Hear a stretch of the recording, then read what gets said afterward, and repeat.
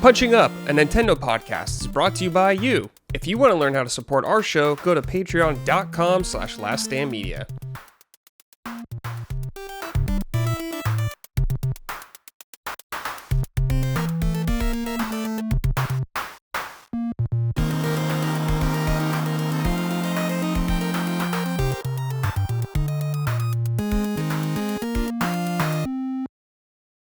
Hello everyone, welcome to episode 103 of Punching Up, Last Stand Media's weekly Nintendo podcast. I said punching up, right? I don't know, I'm really tired right now. Okay. I think so. I'm also tired. Okay. Dude, I slept like 5 hours, I want to say, which is, fine. Everyone needs a different amount of sleep, but it was a restless sleep or reckless sleep. And I woke up early. I was like, all right, I'm up. I can't go back to sleep. I'm going to try to go to the gym. Get to the gym. In my car about to go out, I'm like, I can't do it today, dude. I have zero energy. I can't do anything. Like, my brain was foggy. I was like, I'm going to get fucked up in there. Mm-hmm. I had to bail, dude. Feels bad, man. But sometimes you got to know when to call it. So I just had a bunch of coffee, though. So that'll help. I'm probably a little crazy right now already, as listeners can maybe tell. But other than that, pretty good. Can't complain too much. Micah, how are you today? I'm all right. I'm also tired. These are the results of my own bad decisions, though. I stayed up until 4 a.m. playing Brigandine. We'll talk about that later, but This is a problem, Bradley. I am obsessed. I can't stop thinking about it. If I didn't work here, I'd be like, sayonara, Brad, I'm going to play Brigandine right now. Like, I don't want to do anything except play that game. You could do it one time. I'll do a one-man show one time. And just kind of ramble. It might end up being like our highest rated episode ever. So, I'd be so mad if that was like the highest rated, dude. I don't know. That's what always happens, though. The ones you put the least effort into or don't expect to do well do the best.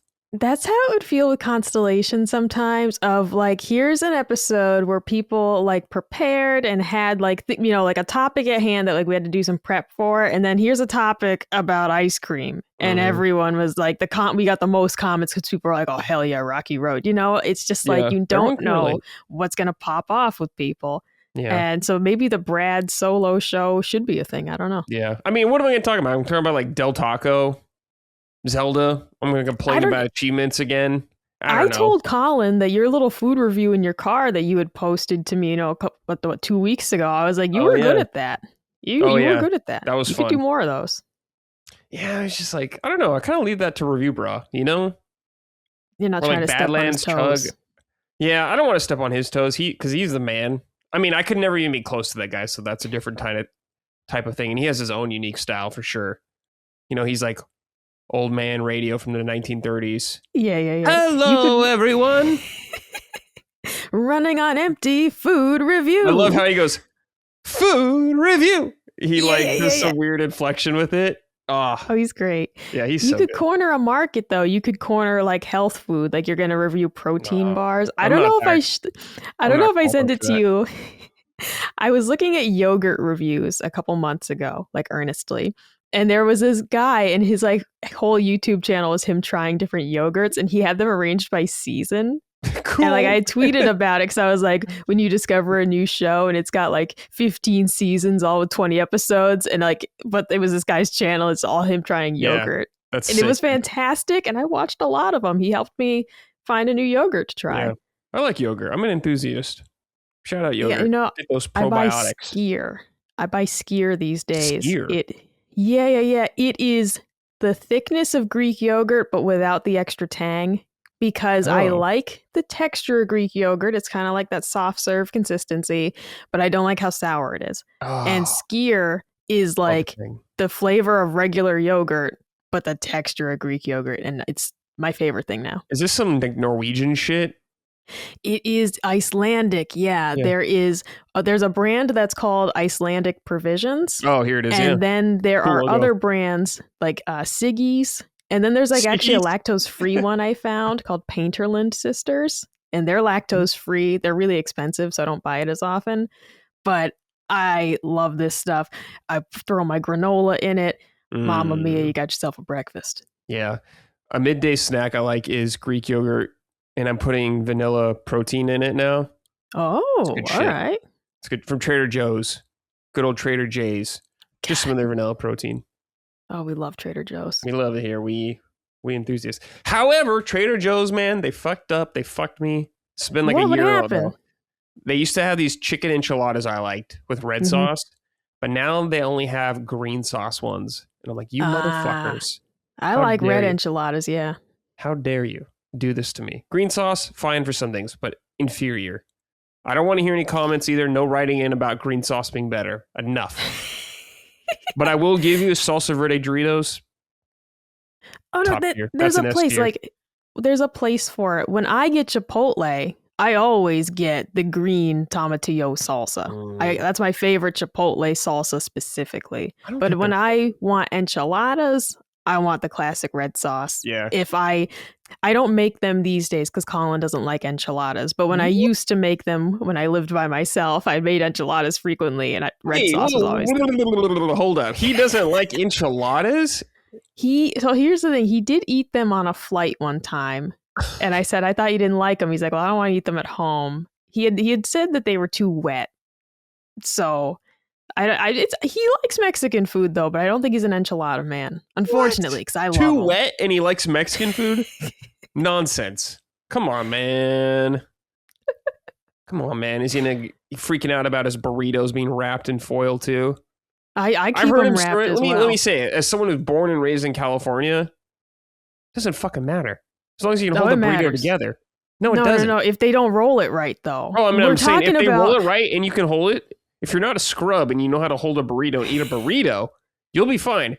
Yeah, if you go to some Wingus and Dingus establishment. That's where we're going. That's where I'm going. For you guys. But when he lived in California, I know there's good options. I know it. He did live up north, so maybe it's a little worse, but come on, man. Come on. I'm keeping it wrapped for a couple of reasons. It's not even about the burrito coming apart. It's the drippage. I like beans. And I always get the pico. Okay, but some places make the pico really wet. No. Some places make it so wet that like if you unwrap the whole thing, it's just dripping. And I'm like, whoa, too much liquid in there. Some places don't shake the beans off when they put the black beans in it. So like the liquid's the problem for me. Like you go to Moe's, all right, that foil's a diaper. By the time you finish that burrito, it is full of liquid. Well, tell them to get their shit together. I like it the way it is. You just got to leave the foil on, you know? Fucking hell, dude. Or it's going to leak. Just learn how to eat burritos, guys. I'm eating it. Yeah, like I'm picturing people like eating burritos like fucking upside down or some shit. No, we're talking about the liquid coming out of the creases, man. Like that's what I'm all about. You leave that foil on and see how much liquid it collects. Wet diaper burritos you're eating. It's as dry as a bone out here for real Mexican food, man. Like it's. Yeah, all right. I mean, there's a good place in town. What's it called? I think it's called Mr. Pepe, and I like it. But Colin wasn't crazy about it. So when we want Mexican food, we just go to Chipotle. Okay. I mean, Chipotle is pretty good. It's convenient. It is. I miss Moe's, though. Moe's was my favorite. Moe's? I don't know what that is. Moe's? Oh, dude. Moe's was amazing. Is it like a chain or is it just a one? It's like Chipotle, but Moe's, it's not. Is it Moe's Southwest Grill? Yeah. My favorite thing about it was that they had different sizes for the burritos. Because a Chipotle burrito is too big. I can't finish it. I don't really want the leftovers. I force myself to eat it because I feel bad wasting food. But Moe's, you can get a junior burrito. And it's amazing to just have a small burrito made for me. You know, I loved that. And they had the quesadillas were good. You got free chips with your order. The salsa bar. Oh my God, they had this pineapple salsa. Man, I miss Moe's. Okay, so Moe's, the closest one to me is Rancho Cucamonga, which is... That's where Workaholics is. Yes, which is like an hour away. That's kind of near where I think the Cracker Barrel was, like around that area. So there it is. So next time I'm in Rancho Cucamonga, I would rather go to Cracker Barrel. I'll say that. If I'm near one, I will do it. I'm not making the trek. The Moe's carnitas, all right? Because when I would always go and I'd get the pork carnitas burrito, all right, the junior burrito, and it's amazing. But you need to plan a day trip. I don't know what one does in Rancho, but you and the gal go to Rancho for a weekend. You eat a Cracker Barrel, you eat at Moe's, you come home. Well, when I Kristen moved back here. She lived in Rancho Cucamonga for a little bit, and she worked. Do you at think she the likes Bass Moe's? I don't know if she's ever had Moe's. I'm not sure. I don't know if she's ever had it. I don't think we knew it exists because I've been there, a few times. My brother used to work like right over there too for a while, but I don't know. Moe's. I know if I'm in that location, I'm looking for the Cracker Barrel. Okay, all right, that's what's on. That's fair. The to-do list more than Moe's. So is Moe's worse than Chipotle? I like it better. I had only ever had Moe's until I moved here. And then there is no Moe's close by. So we go to Chipotle and I'm like, oh yeah, this is good.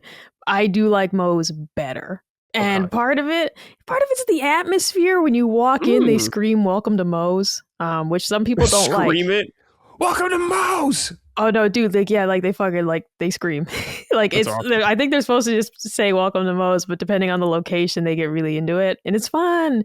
Yeah, sure. And the food was good. I always liked it better. I like Chipotle, but Moe's. No, I get it. Moe's is the tops. Shout out though. Shout out Moe's. Love little places like that. Assemble your own burrito bowl or whatever. Oh, dude, there was at the location back home, there was this adorable older woman who did not speak much English. And so you're going down the line with her and she'd point to things and I'd always ask for extra cilantro and she'd give me this big smile and give me a handful of cilantro. And I was like, yes, I loved that lady. I think she loved me too. Do you know anyone okay, for instance, my dad, whenever my dad or my mom, if I eat with them sometimes, they know everybody at any food place they go to. They know my dad's name. They make friends with everybody. I don't know how they do it. They're just those kind of people, dude. Do you know anyone like that in your life? Oh no, my dad. So my dad worked my dad worked in a restaurant for over 20 years, the same restaurant for over 20 years. Met a ton of people that way. Yeah. And then now he has worked at his current job since I was 12. I'm 32. That's a long ass time. Mm-hmm. So he meets people. He stays in the same place a long time and he knows everybody. And my first job working at the factory, the guy training me was like, oh, I know you. He's like, you used to come to the restaurant when your dad worked there. He's like, I met you when you were 6. And I was like, oh my God. Just everywhere I go, people are like, oh, I know your dad. So it's him. I will say though, that is good because it gives you a little buff where people like you a little bit. You got a little bit of a world buff going there. So long as they like your dad though. Yeah. If they're how many people don't like your dad? Let's be real. Very few. But if they were oh, you're George's kid, and they give you a side eye, you'd be like, oh shit. Did that ever happen to you? Did you ever get the side eye? No. Okay. No. Yeah, George won't do you dirty like that. He's a very lovable guy. There's no way Mr. Micah would do that. Mr. Micah. Mr. Watson. Forgot your maiden last name for a second. Sometimes I do too, man. I got a package from Play Asia for something I ordered last year, and I had forgotten to update my name when I ordered it. And it arrived, and I was like, "What?" And I was like, "Oh, that's me, Michael Watson, Mrs. Watson." Yeah. All right. Before we get into the rest of the show, because we already rambled for 10 minutes, please check us out on patreon.com/laststandmedia. If you would like to support us, you can get early ad-free access to all of our shows. Also, $5 and up, you can join our Discord for members only. Lots of good shit in there. Micah's always in there. I've been there. Talking about something. Talking shit. I don't know. Doing something. Micah's unhinged in there for sure. Also, if you want some merch, go to laststandmedia.store. Micah will also send you that from their house. Very exciting. Also, shout out. I believe, I'm going to double check this because I want to make sure I'm not leaking anything here about the company. Double checking. Hold on. Stand by. Stand by. Okay. Saint Slayer, which is Lilymo, company that Colin is a co-owner of. Or is he the owner or a co-owner? Co-owner with Co-owner Barry. of their next game, Saint Slayer Spear of Sacrilege. Got its release date, which is April 20th. That's 420 for you stoners out there. Colin told us that on a show one time. And he's like, I'll put the date in the chat. And it was 420. And we were just all shook our heads. Of course. And he's like, I didn't choose it. It's sure you did, bud. Sure you didn't. But that's coming out soon. I'm definitely going to check that game out. I want to play it. Looks really good. Looks like very inspired by Castlevania and DuckTales and all those NES games. So shout out to them. JC Ice wrote and said, yo, did my ears deceive me yesterday while listening to Knockback when Colin said Micah watched the TMNT movie with him? Not even required viewing, and yet she was able to sit there for 90 minutes. Crazy. Well, what do you got to say for yourself? There's an asterisk on that. Okay. The asterisk, well, first of all, if you know me, you know I hate the Ninja Turtles, and I always have. Do you hate them? Wow, okay. I've hated them since I was a child. And so Colin told me he was going to watch the movie twice. And I was like, because he wanted to watch it once straight and then a second time taking notes. And I was like, ooh, all right. So the first time I was playing a game and really not paying attention. And then the second time I kind of loosely paid a little more attention. So between both viewings, I think I saw the whole movie. But I'm going to be honest with you, I really wasn't locked in. Okay. So yeah, you were casually viewing it. You weren't. Oh yeah, I was absolutely probably playing Harvestella on the side or whatever game I was playing that week. Okay. I was barely paying attention. Abandon all hope. Ye who enter. Mike ain't watching that shit. You know, I've had beef with the Turtles ever since I was a kid. I just don't like them. You don't got beef with Mario, so you're on the hook. I mean, you have slight beef. You have beef with everything, I feel like. I got a little bit of beef. Yeah, you know, nobody's really safe from my wrath. You know? But it's mandatory viewing. Clock's ticking. I'm gonna watch it. I'm gonna watch it. I think I might do chunks during cardio, so I watch it on my bike or something. That's usually cooking show time, but I could swap that in, or I could watch it during lifting. Probably, I usually listen to a podcast when I lift, but I could just put that up on the iPad. Come on, dude. Come on, man. I'm trying to make the most of my time. Enough. You're acting like you're speed running your life right now. Just relax. Do you know that Colin is obsessed with this clip of this guy who says he lives like 3 days per day? Do you know about this? No. Oh, I'm gonna have to send it to you. It's like this dude talking about he breaks his day into, I think, like 6-hour blocks or something, and he's like, by the time you wake up I've already had 3 days. Like, it's like some shit like that. Like, he's getting like 21 days per week or something. Jesus. I can't remember, but the clip is hysterical. But the best part is that at one point he says, like a caveman 300 years ago. And it's like 300 years ago? It ain't caveman times. So like, you think the guy is like kind of like smart and has things together just like from his confidence, and then he says that and you're like, oh, you're also just an idiot. Yeah, just that's like the thing. All right. When you get someone like that who's trying to sell you on something, they're like, this is great. I do this, blah, blah, blah, blah. Then you listen to them for like a minute and you're like, this person's a psychopath. They have like a mental illness or something. Like, something is off about them. So no wonder they're like that. That guy probably is not living in the moment ever in his entire life. Good to have structure and have discipline, but goddamn, you gotta smell the roses every now and then. I don't know. I was a huge Rob Dyrdek fan back in the day. Like, I loved Robin Big and I loved Fantasy Factory. And he's not like bad like that or anything, but now he is kind of like turning into like a motivational speaker. But he had this whole thing that he posted about like getting the most out of your day, but it's like, bro, this is just a planner. Like, he's trying to sell it to you like it's this revolutionary idea, and it's like, bro, you're just saying like, wake up at 8, have a plan for the day. Yeah, it's not rocket science. You just built an organizer, you know. Mm-hmm. And he's like kind of selling it to you of like, this is how you make your dreams happen. It's like, yeah, all right, just be organized. I have a time budget. There's always like that like dash of con man in there. It feels like just a little bit, no matter what. Yeah, because what are you selling? What could I possibly need to purchase to block out my day? Really, I just maybe need the advice. You know, maybe someone needs the advice to be like, hey, you should schedule your workout and then you'll do it. Yeah. But I shouldn't have to pay you $9 a month for that. Yeah, I get it. Simon wrote and said, hi, P Up Squad. Colin has stated he could probably eat 100 chicken nuggets. Do you think you guys could eat all those 100 nuggies down your throat and into your tum-tum? When did he say this? I don't know. It's your husband. Well, I don't You should know. everything he Ask him. says. Geez, 100. Do I think he could do it? Yeah. I mean, he eats one meal a day, so. Well, let me qualify that. 100 McDonald's nuggets. They're light, airy, not much substance. Like, I could probably, if I was eating just nuggets, I could probably eat like 15, you know? So it's like... Couldn't even do a 20? Can't do a 20? I don't... Maybe? If I'm hungry, if it's dinner time and there's only nuggets, nothing else, but I feel like I'm going to get that like feeling of like it's the same flavor. I mean, I guess, do I get sauce? If I get sauce, then I think I could do 20. You can do it however you want. If you want the sauce, you get the sauce. I'm going to lock in 15 to 20. So I think Colin would at least be set for 50, but 100 seems like a lot.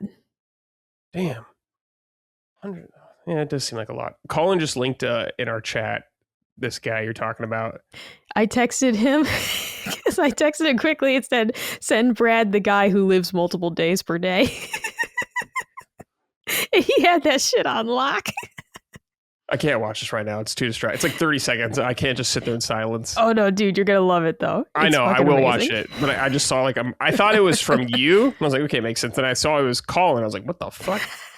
I said it to him telepathically. Damn, I shouldn't have even told you that I texted him. I should have let you think that it was like twin telepathy. I was like, maybe he heard you talking about it or something. I don't know. But that's the most reasonable explanation. Yeah, he's on it. Okay, so nuggies, you could do 20 probably. I think so. If I'm really hungry, yeah. What sauce are you picking? I always go barbecue. The last time I went to a McDonald's and got nuggets, they accidentally gave me sweet and sour, and it was good. Yeah, it was good. I didn't want it, though. I wanted barbecue. Yeah, I like barbecue from there as well. I like the buffalo, too. But other than that, I never get it, but it is good. I never fuck with the other sauces really that much. I get it. Who needs them? In terms of nuggies, I definitely could not eat 100. I want to say I could maybe eat 40, maybe. I'm not really a person that can like eat like a huge meal usually. Yeah. Not usually. Sometimes maybe I'm like really hungry and I can, but I've kind of like, I don't like pushing myself to where I feel like shit. Do you know what I mean? No. Oh, I 100% know what you mean. And part of why it's like, maybe I could eat more than 20. I don't know. But here's a little bit of Micah lore. When McDonald's introduced the 10-piece McNugget, I got one as a child. Yeah. And I ate the whole thing and I promptly threw up. Damn. And I have that burned into my mind forever. I also try not to overeat. Maybe you can guess why. And so I don't like feeling overstuffed. You know, I hate that feeling. Yeah, it sucks. So, yeah, do I know how much I could eat? No. Because I try to stop myself and I'm like, yeah, I'm full. That's plenty of food.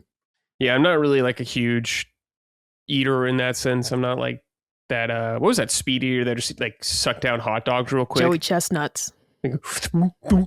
Just like really quick. Yeah, those guys. There was like that Japanese guy I remember too. At one of those competitions. Yeah. I forgot his name. One of them, I wonder if he's the guy who like recently retired because he realized he never feels hungry or full anymore. Like he's completely just broken now. Yeah. Like he eats kind of like on a schedule because it's like, I gotta eat, but he doesn't feel hungry or full. That is crazy. It's like a curse. Like, exactly. Because it is. It's like, I don't know, man. It's like, oh, I'm hungry. I'll go eat something. To just be like, I think I'll go eat now. Yeah. I don't know.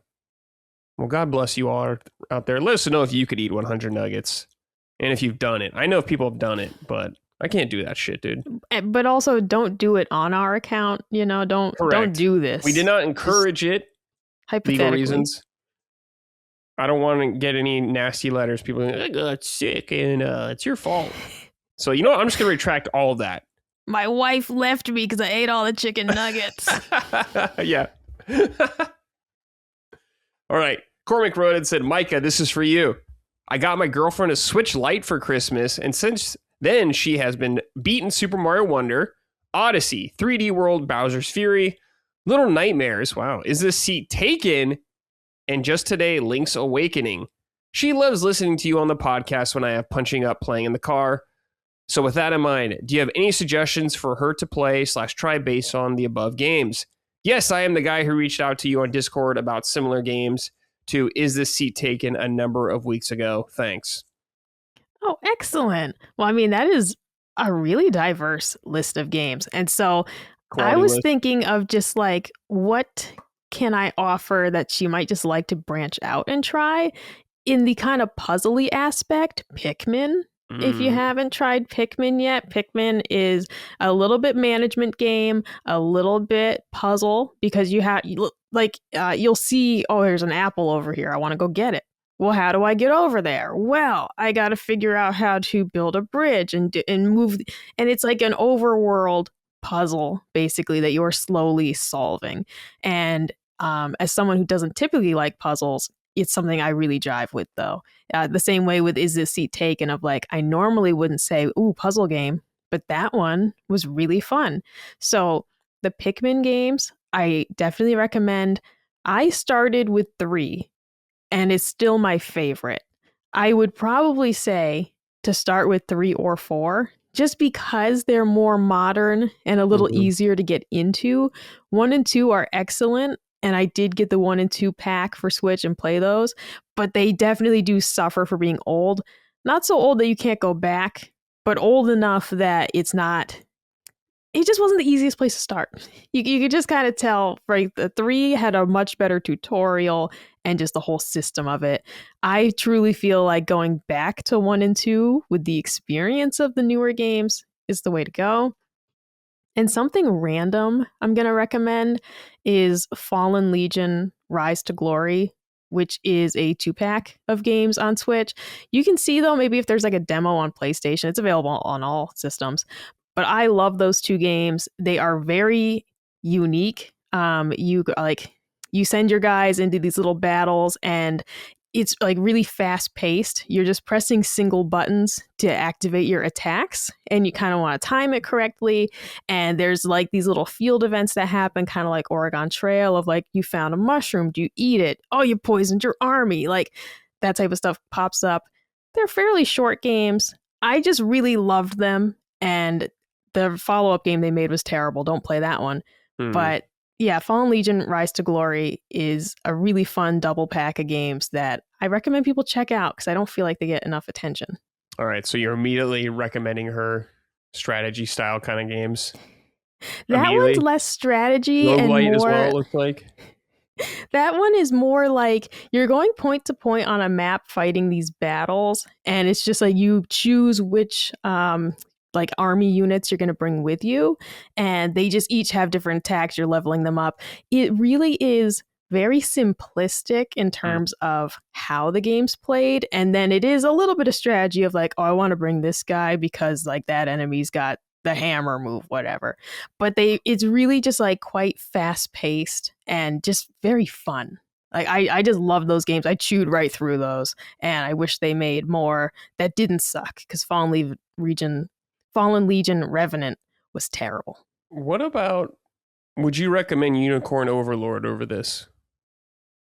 Over Fallen Legion? Yeah. If there's a demo for both of these, I would try it. I think there is a demo for Unicorn Overlord on Switch. Wait, say that again? That game's just huge.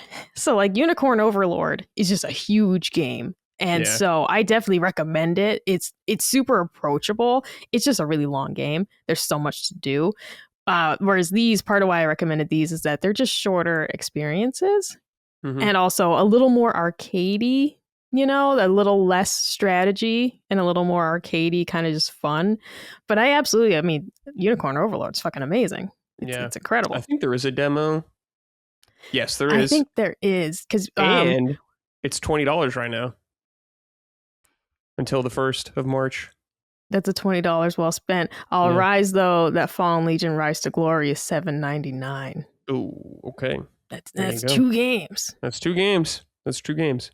But you know what? I might have done a video on that on my YouTube channel, so go check that out for a more in-depth explanation. Let me just make sure I actually did that, though. Make sure you're not hallucinating. Okay, let me see. I thought I can't find it. Maybe I didn't. You know what? It was probably part of a what I'm playing video, and I would never know which one it was in at this point in time. Sure. Okay. All right.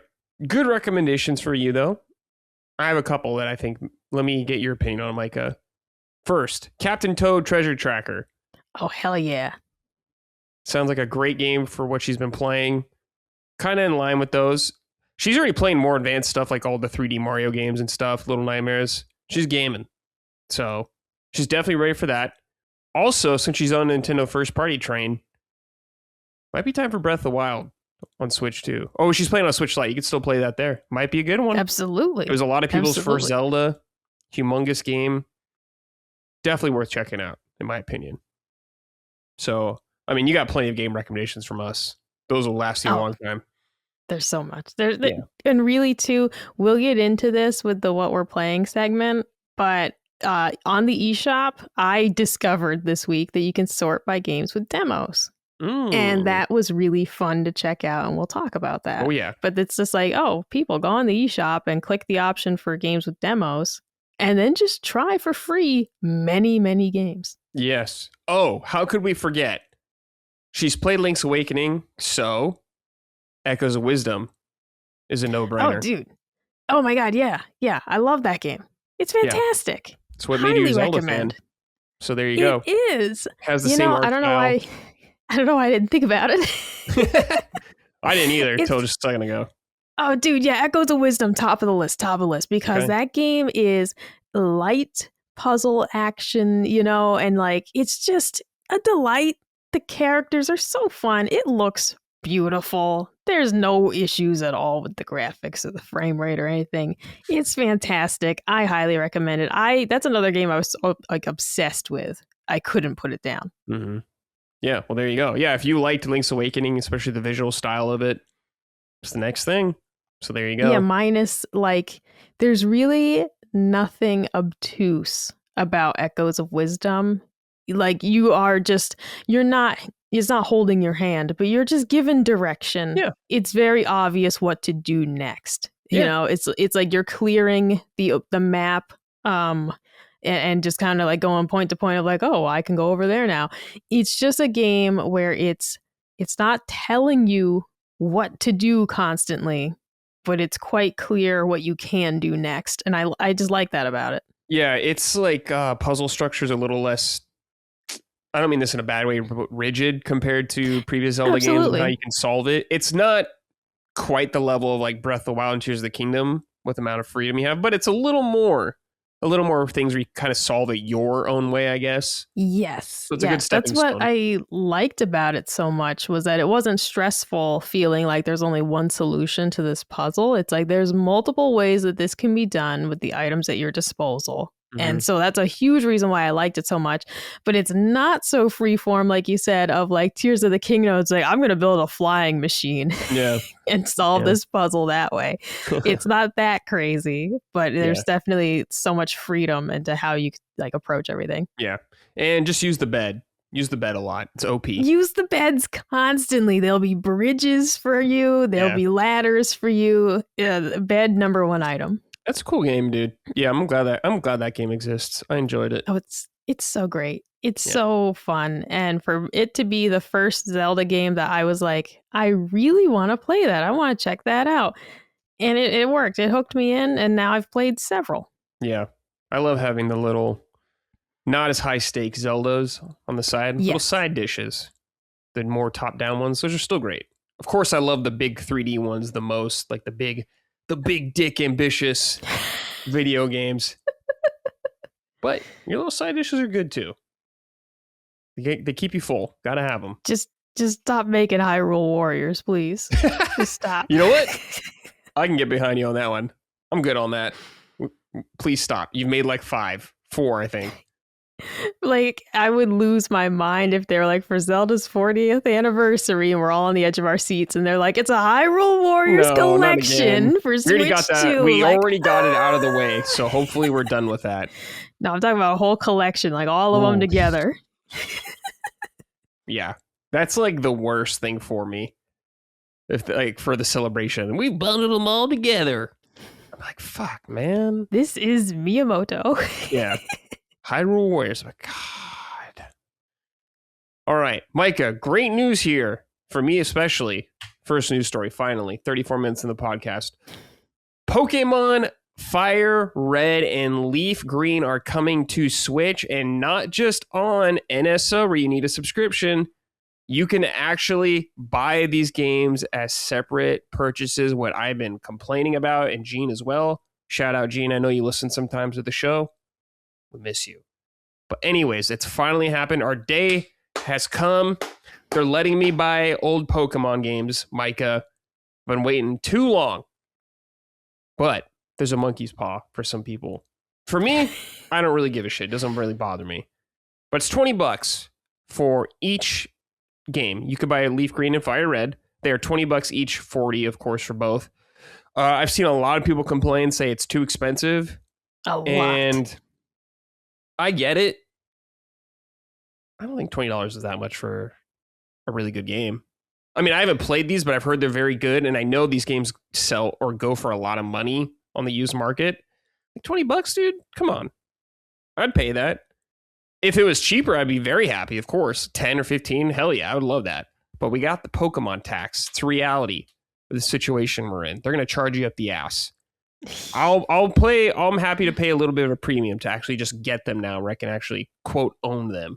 Unfortunately, there is no physical versions, which sucks, because I saw Japan's getting some physical versions, but it comes with a code, I think, not like an actual key card or anything like that. So they're still getting kind of owned in a little way. But finally purchased them. I already did, by the way. I bought both. I have not played these versions. These are remakes of which was for us, Red and Blue. In Japan, it was Red and Green originally. Blue was for us. But these are Game Boy Advance remakes of those games, the first Pokemon games. And I love the first Pokemon games, so I'm very excited. I have not played through these. Very, very excited. Micah, what do you think about this? So I actually might check this out because... What? Well, I realized that like my beef with Pokemon, watching the Pokopia little demo today, I was like, some of these aren't so bad. It's really the new ones that I hate. And so I'm like, well, this shouldn't have all the horrible new ones in it. Sure. It's like, okay, I could check this out, and it'll be the more retro Pokemon before they got too fucking weird.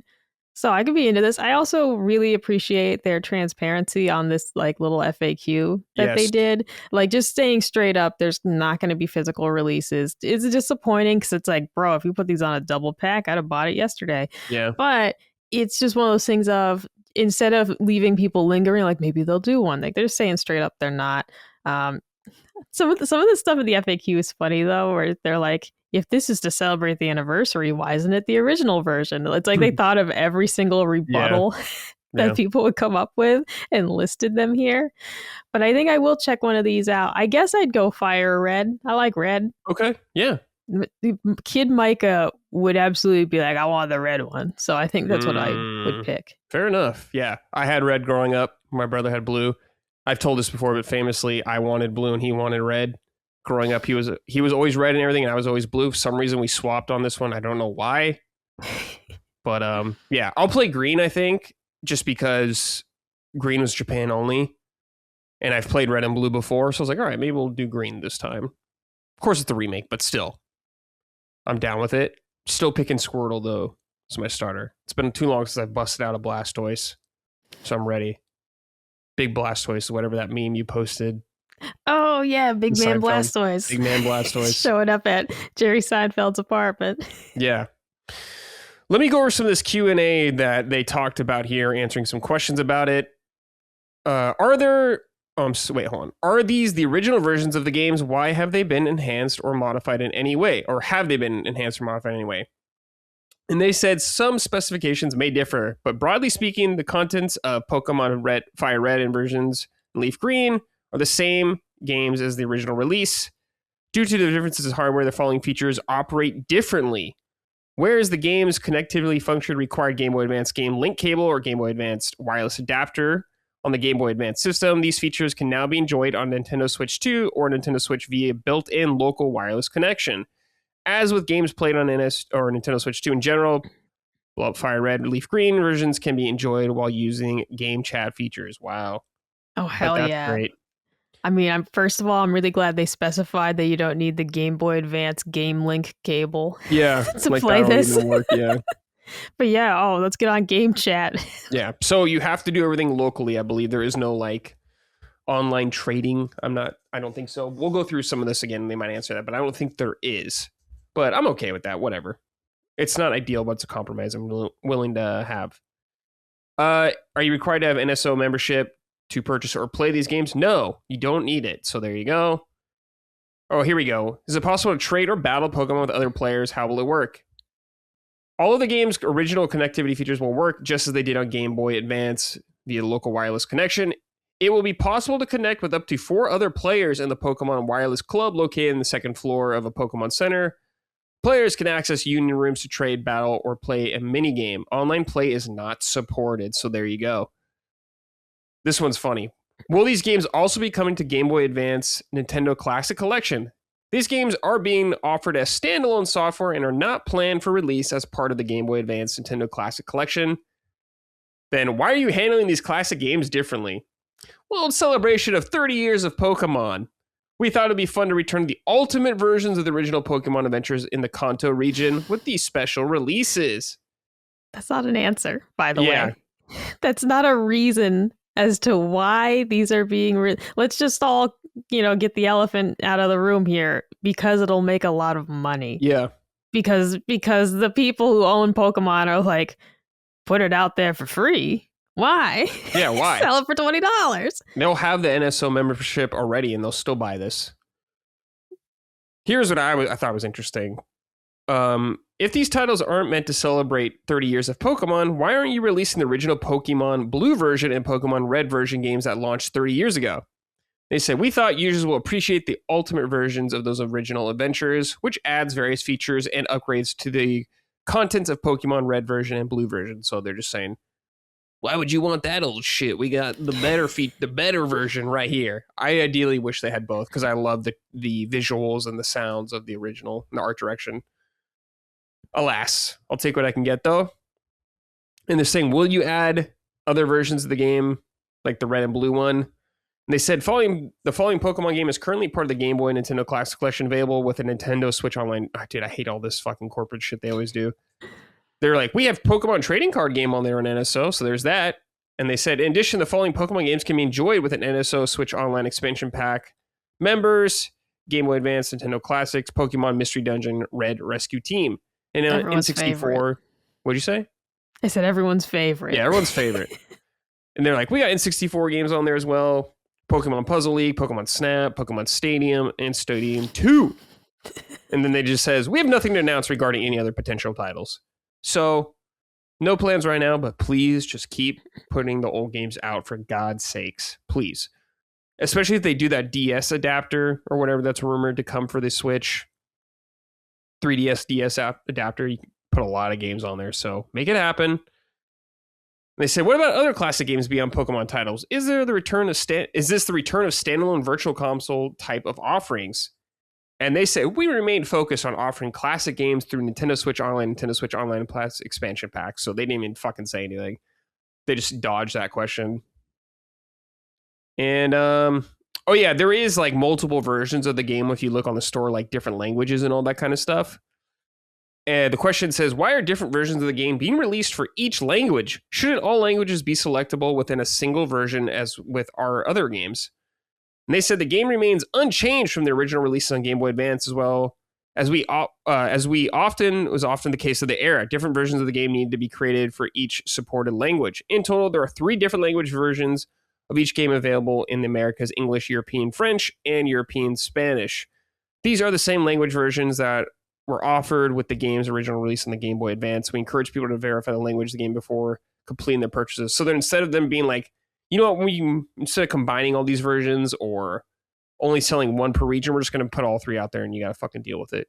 I mean, I'm not dumb, so I can read when it says English version, but it's a little unusual compared to most games that get re-released. And there's like 5 different versions on the US eShop. Exactly. It's like, only because it's like we're committed to the retro experience of having one language per game. It's like, why? Yeah. Why? Why? I mean, it's like bare minimum, I guess, but there you go. Something. So just make sure if you're buying the versions, that you're buying the correct version for whatever region you're in or version you want. What if someone accidentally purchased a version with the wrong language? Great question. They said, we encourage people to verify the language of the game before completing their purchase. If a mistake is made, we encourage people to contact us for support. So they're pretty much saying, don't be a dumb fuck. Read the game before you buy it. On one hand, I'm like, all right, I can respect that, dude. You gotta trust your customers a little bit. If they can't read that, what hope do they have? So just make sure. Don't trust them at all. Yeah, don't expect a refund. I'm gonna say just make sure you buy the right version. Read carefully. Don't jump the gun. And dude, like just no, go just ahead. to say, it's like during the Pokopia presentation today, all the people being like, wait, what is this presentation for? And it literally says it in the description that it's Mario Wonder and Pokopia. And all these people were like, what do they get? Is there Mario Kart DLC? Is there Zelda? And it's like, just fucking read. Yeah, that's like when people, you're like streaming something. And they're like, what game are you playing? And it says the game title right below. I'm like, God damn it, dude. Just fucking read for 2 seconds. 2 seconds. Less than that. And finally, will these games receive any enhancements when played on Nintendo Switch 2? And they said there are no major differences in the game or how the game performs on Nintendo Switch 2 and Nintendo Switch.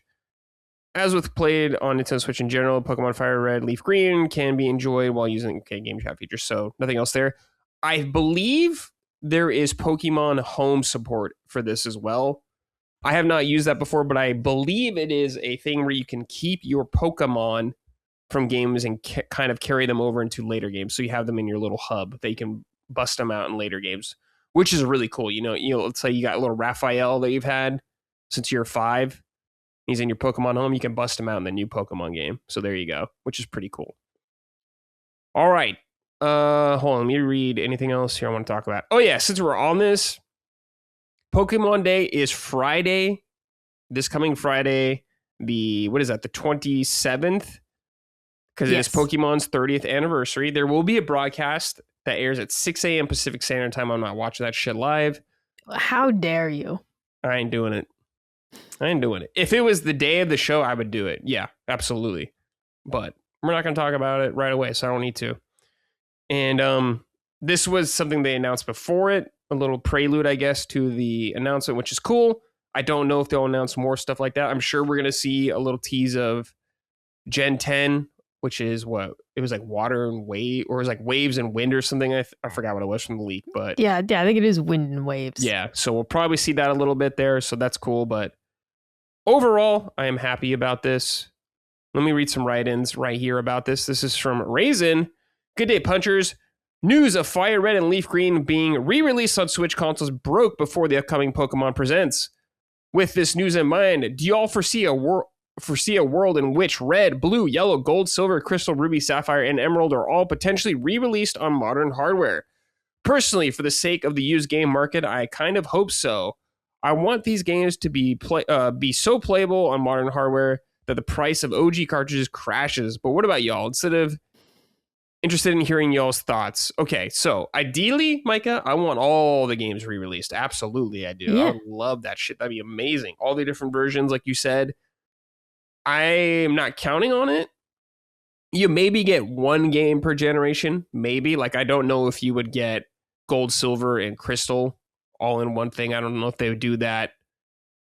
I hope so. What do you think, though? I think that they will definitely do more of these. It's like based on how well this sells. Okay, I think they're gonna know very well already. I want to say, and that's the thing. All right, so I'm feeling pretty confident that you're going to get more of these. And because it is like they're using this to be like, well, we won't put them on expansion pass because it's a special anniversary, and it's like bullshit. You're gonna do this for all of these. You're gauging interest. You're going to see how well it sells, and then you're just going to print money. And honestly, though, like I'm with the listener in terms of how expensive these are to procure legally. Yeah, go ahead. Fucking put them on here. I don't care. The people complaining about the price, it's $20. I mean, you don't have to buy it. You don't have to, but I don't know what you wanted it to cost. Did you want it to be $9.99? Did you want it to be $4.99? I mean, I don't know. I feel like $20 isn't a bad price. So I'm interested. And I don't even like Pokemon. And I'm like, yeah, I'll buy one. Yeah. So I don't know if you were clamoring for this and then you're like, oh, it costs money. I don't know what to tell you. Yeah. Just to clarify, this is a Switch 1 version of the game. There is no like Switch 2 SKU for it, but it doesn't matter. It's a Game Boy Advance game. But yeah, I'm looking at the charts. They're the top 2 sellers right now. Fire Red is number 1 and Leaf Green is number 2 on Switch. So they're doing just fine. So if this could definitely lead to more. Hey, look, there they are on my little home screen. Look at those. I can't see it. It's too blurry. Fuck. Well, viewers, you can kind of see it a little bit. So they're the doing viewers well. will be able to see it. I just can't because of the connection. Yeah. Sorry, listeners only. But there it is. Let's see here. Bono Clay wrote in and said, hey, menacing Micah and the Mad Brad. What are your thoughts on Pokemon Fire Red and Leaf Green dropping next week? The $20 price tag or price point is fine. And let's be honest, those Pokemon people would have bought it like crazy at 30 or 40. Are there any other classic Pokemon games you want brought over? Yeah, we've talked about that. We want pretty much everything.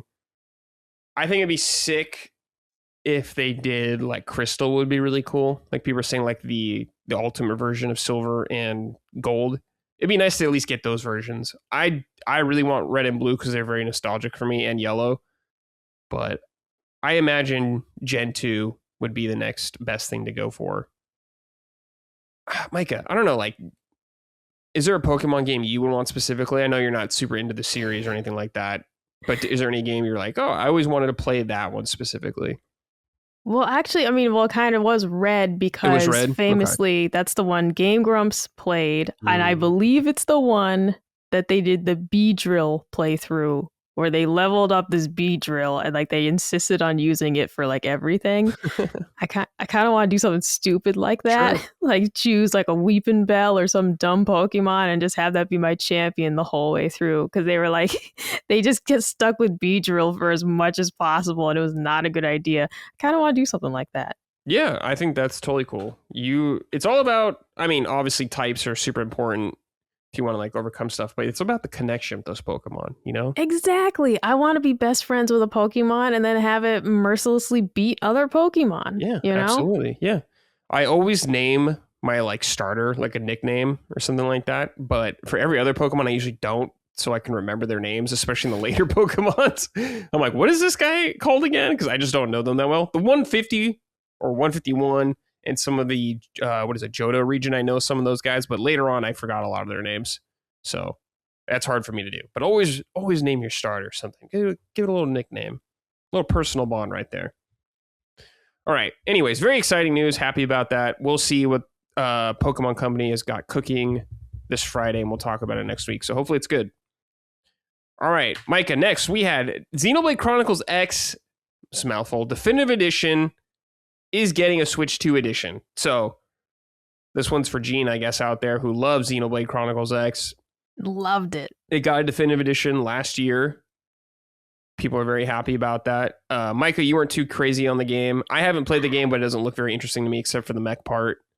Yeah, I gave it a good amount of time. You gave it a fair shot. You played like 20 or 30 hours, so you played a lot. Yeah, I think I hit 30. So it's like I gave it a good amount of time before I was just like, I'm kind of over it. It's my beef with it. Like the gameplay was fun enough, but it's very Star Wars in terms of the like befriending weird looking aliens, and I'm just not into that. My biggest beef with Star Wars is how it looks. I'm like, I don't like, and I can't take this guy seriously. Look at him, And it was happening in that game where it's like you befriend some new creature and it's like, you want me to put that thing in my party? Like, he's not coming.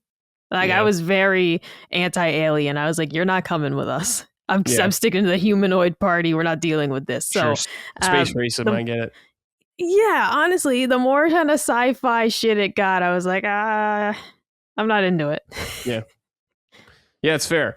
Well, anyways, it's getting a Switch 2 version, like so many games are. I know people were upset that Xenoblade Chronicles 2 and 3 did not get this first, like Jason Polanski, who we talked to yesterday on Someone was not thrilled with that. But anyways, it's getting its Switch 2 edition. However, there seems to be a catch with this, the monkey paw. You get the Switch 2 edition, but I watched a video about Digital Foundry talking about this, and they said it's probably the worst Switch 2 edition yet. It is a $5 upgrade from the full game, which is like, whatever.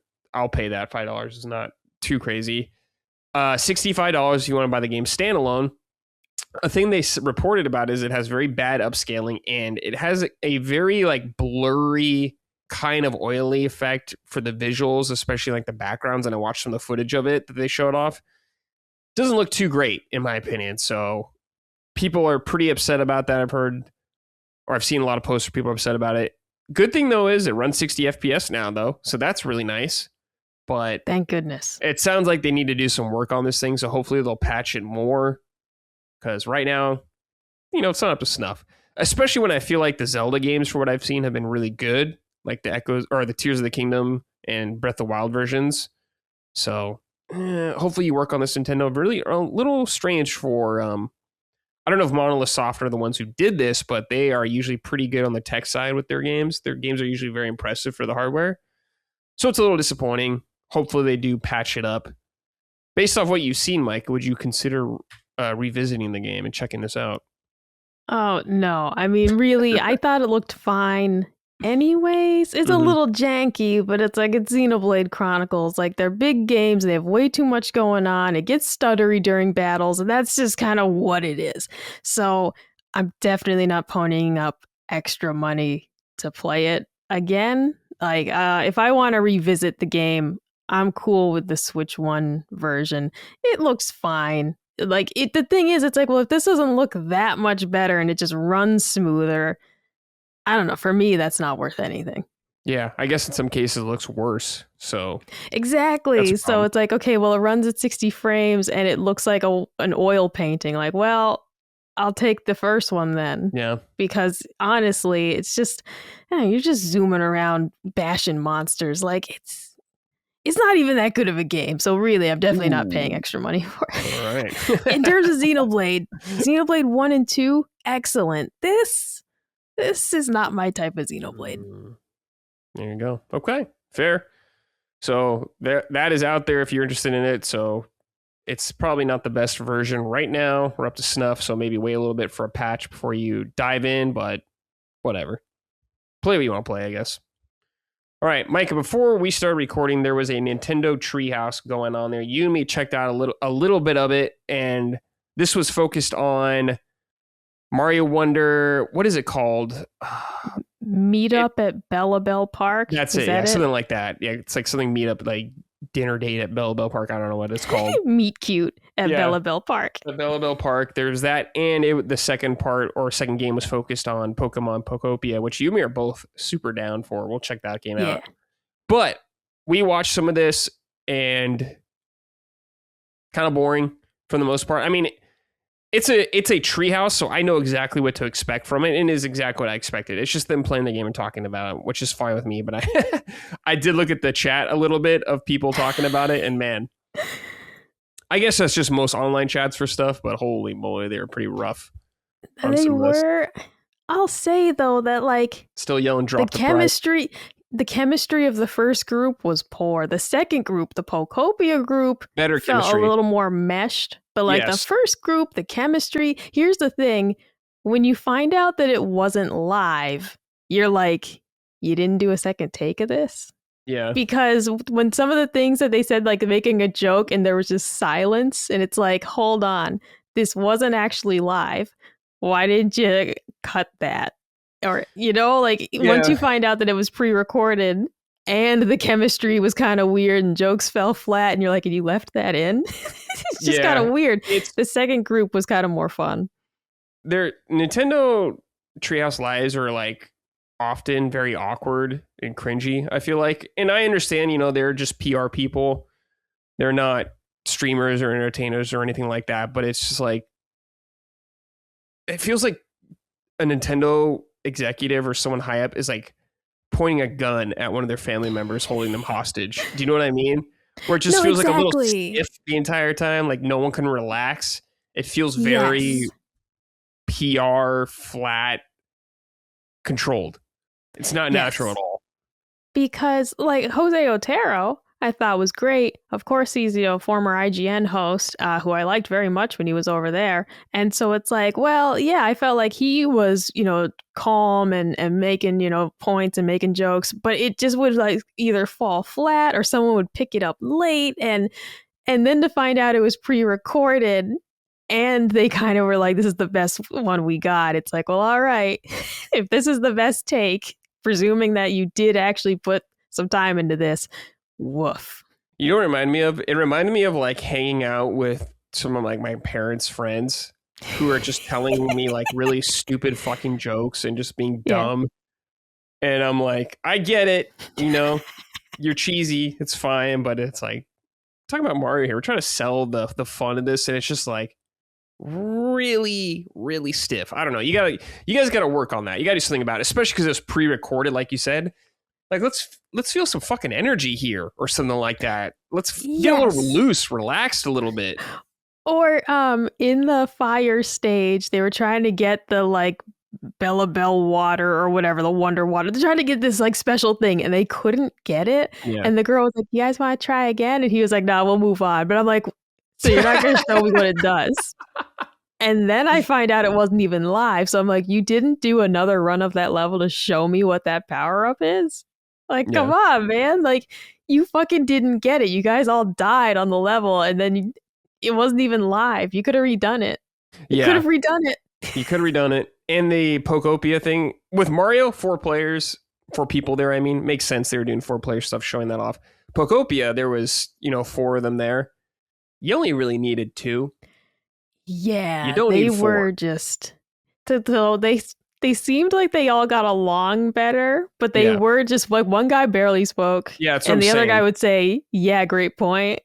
And you were just kind of like, why are you here? But it genuinely just didn't feel as awkward because they weren't trying to crack all these jokes like the first group was. Yeah. So honestly, maybe neither group was better than the other. It was just the content. I think if Pokopia just was 2 people, one person playing it and another person also just talking about it with them, to bounce off of, that'd be much better. Instead of those 2 other people there, like you said, just like, I don't know, they're like seat fillers essentially. So I don't know what we're doing there.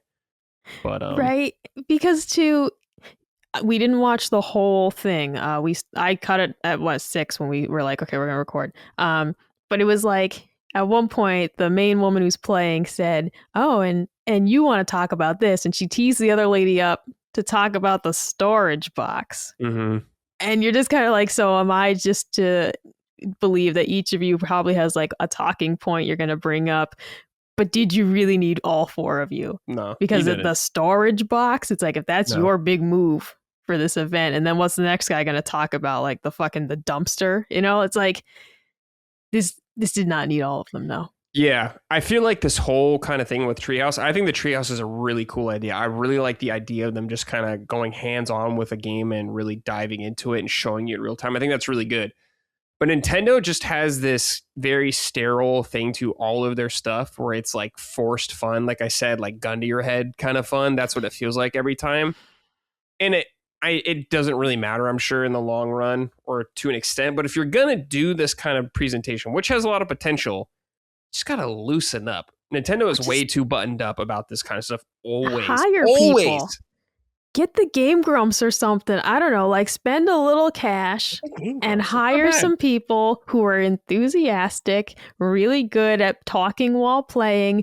Like, just do that. Yeah, honestly. You're right. Get like just hire Aaron someone. Or the other Game Grump guy, like both of them. Get Rogers Base over there. Yeah, I don't know. Get somebody. Get someone like that and get like one Nintendo representative who like knows the game well, can answer questions. Yeah, I think that'd be a much better idea. Bring Reggie back for these. I don't know. But just the idea, it feels like at my old job, sometimes we'd have to do presentations. And my boss was someone who would prioritize fairness over like the best outcome.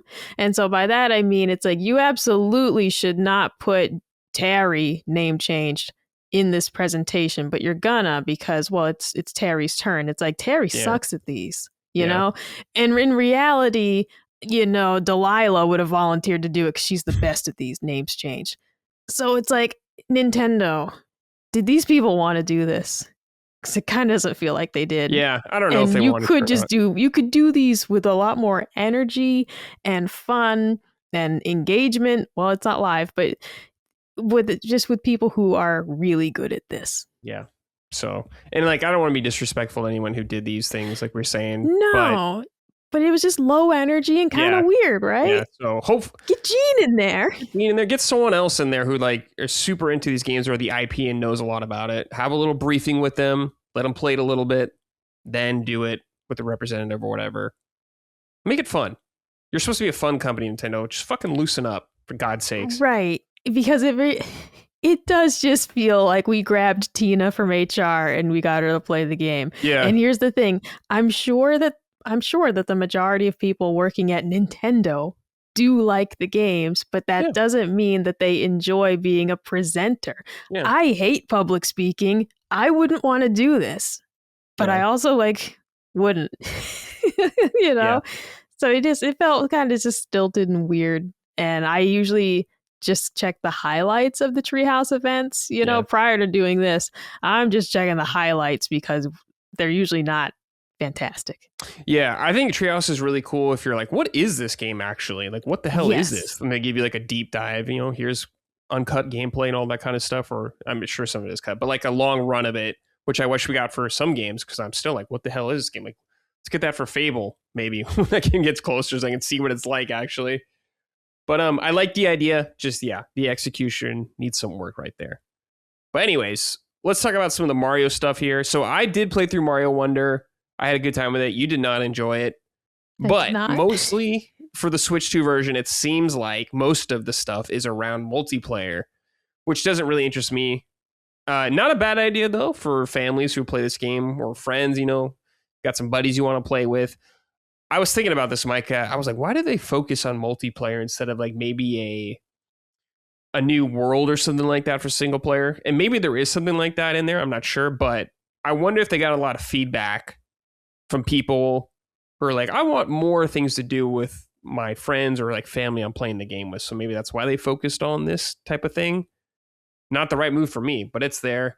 But basically, there is Bella Park, which is like a new area in the game where you can do a bunch of, looks like mini games. I'm like, oh, these are like Mario Party mini games here. And there's versus ones and co-op ones. One of them, they were carrying like a bomb, which was like a hot potato kind of thing. One where it was teams of two and they were putting down like blocks for people to walk over and stuff like that with different teams. I'm like, oh, this is kind of neat, but not really for me, but I understand what's going there. I don't have any interest in revisiting it, but maybe, like I said, for people who are into the multiplayer will care, but I know you don't care. That's for sure. No, this is, if you didn't want to buy Mario Party for your children, just buy this. Yeah, I was like, I was thinking, I'm like, why do we have Mario Party already? It's like Mario Party at home, I guess, but there it is. I'm looking at what you said to me. Bro, this shit is ass. You said that.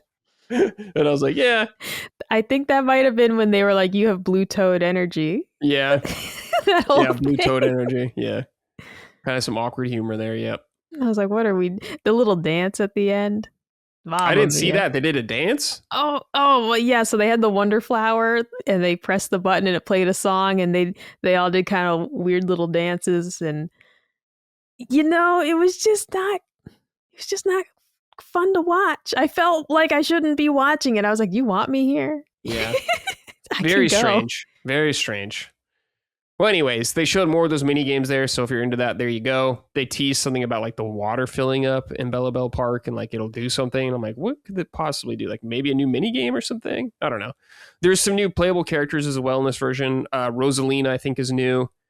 And there's like the little kid mode, the little brother mode, the Luma Star that can't like die or whatever, that can help you out. So there you go, which is cool if you got like young kids or people who are new to games. So that's fine. Anyways, the thing we were most interested in though was Pokopia, of course. 1 to 4 players, pretty cool. So I guess you can have people visit your region and work together to build your thing. I believe only the person like that you visit gets progress, so I think. So keep that in mind with whatever you're doing. But if you want people to visit your little location or town, you can do that. We'll see if it takes as long as Animal Crossing does to travel to a new world. which is like 10 minutes. So there you go. That is there.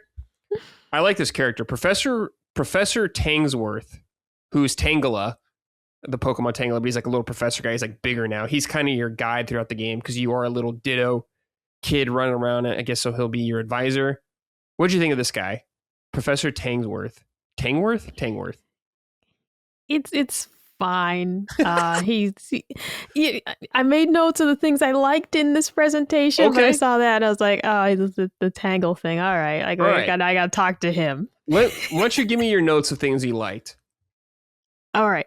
I liked seeing that you can craft multiple items at once so long as you have enough materials. That is super annoying in crafting games when you can only make one at a time, even though you have enough to make 20. Hate that. So like, I appreciate the care that's shown there. The storage box, they said you can build a storage box next to your crafting table and then it'll automatically craft from that inventory. Again, love that. I hate games when you have to take things out of the storage, put it in your backpack. You got to rearrange just to craft.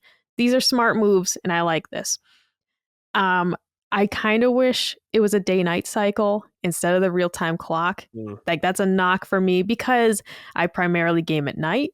So I'm going to have to think about, I got to play during the daytime to see the daytime Pokemon and the daytime weather. For most adults who work full time or have kids, nighttime is game time. So that's a little bit of a miss for me. I think it's cool. Like, I like that aspect of, I'm going to turn it on and whatever time it is, the time, but not ideal. Cute that the Pokemon will have like little requests for you to help with. Like, you ask them like, how you doing? And they're like, I want stuff.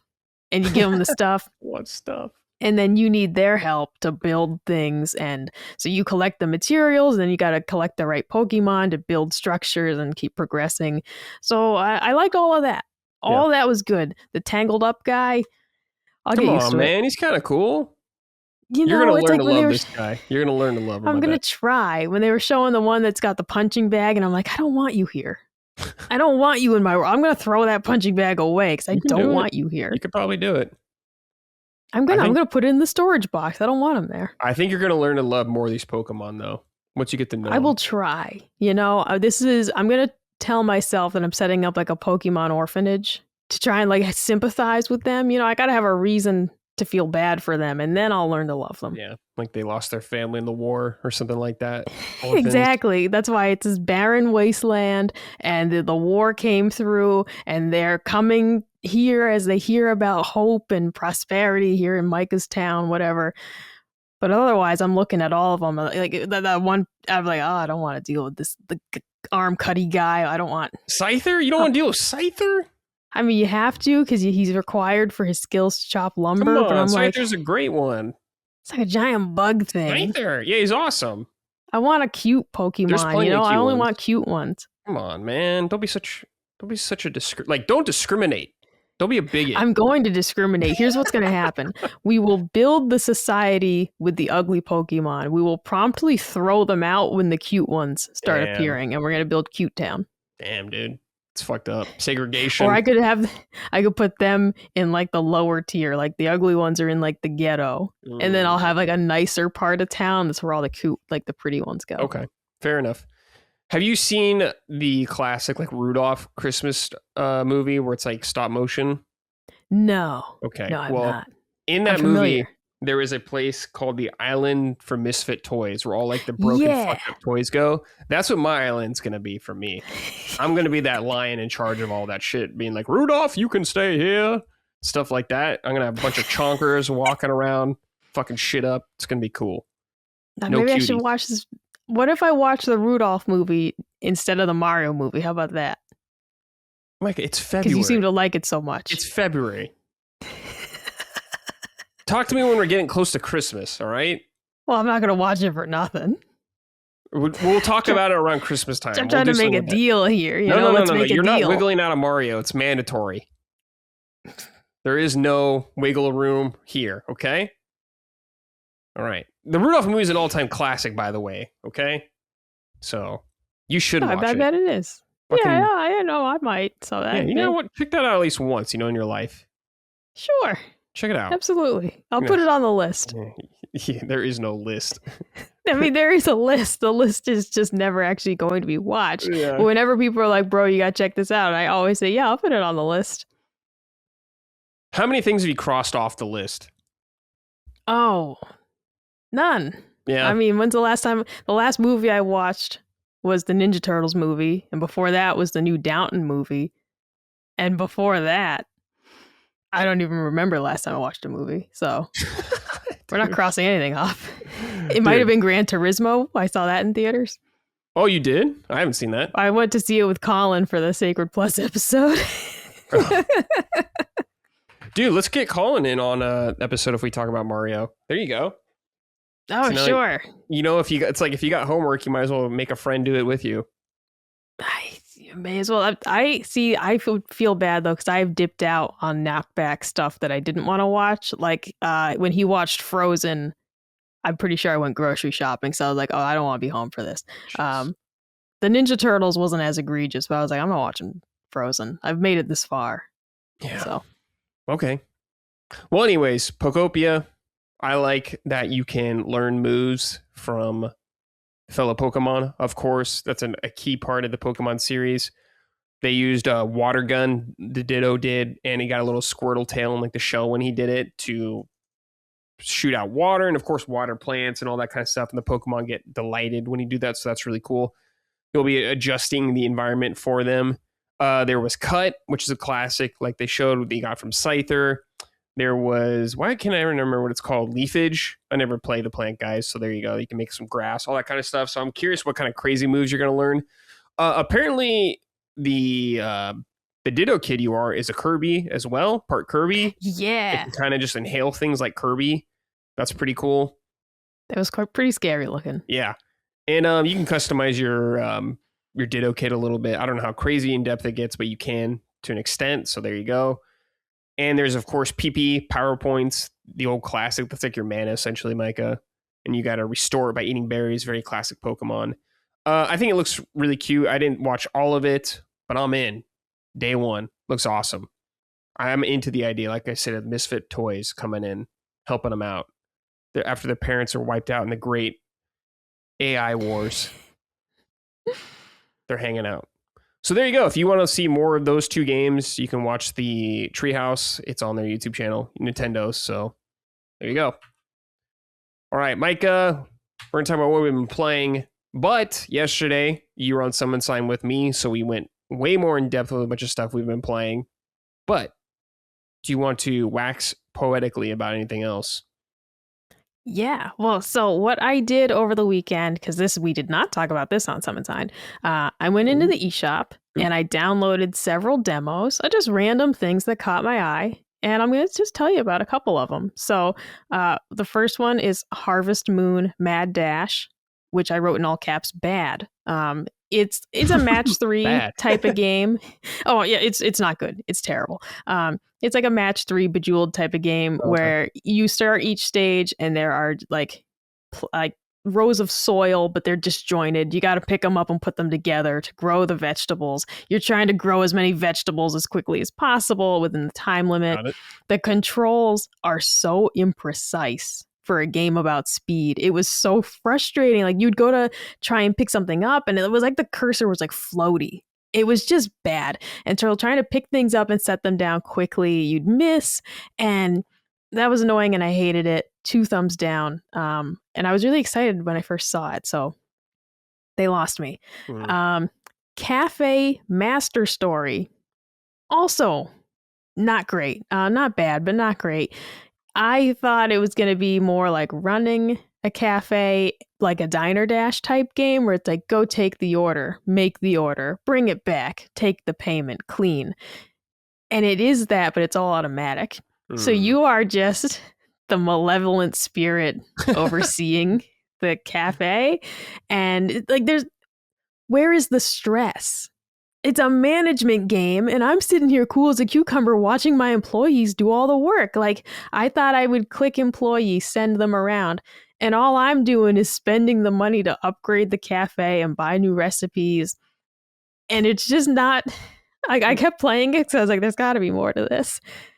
And there wasn't. It's like, that's the game. I'm just observing my employees and purchasing upgrades. You might like that, but I did not. Right. The next one I did, and this was fantastic, Brigandine, The Legend of Runerja, which was on sale for $7.99. I played the demo. I loved it. That's what we talked about a lot on Summon Sign. Very quick rundown. It reminded me a lot of playing like Nobunaga's Ambition on NSO, but it's pretty and updated and way faster paced.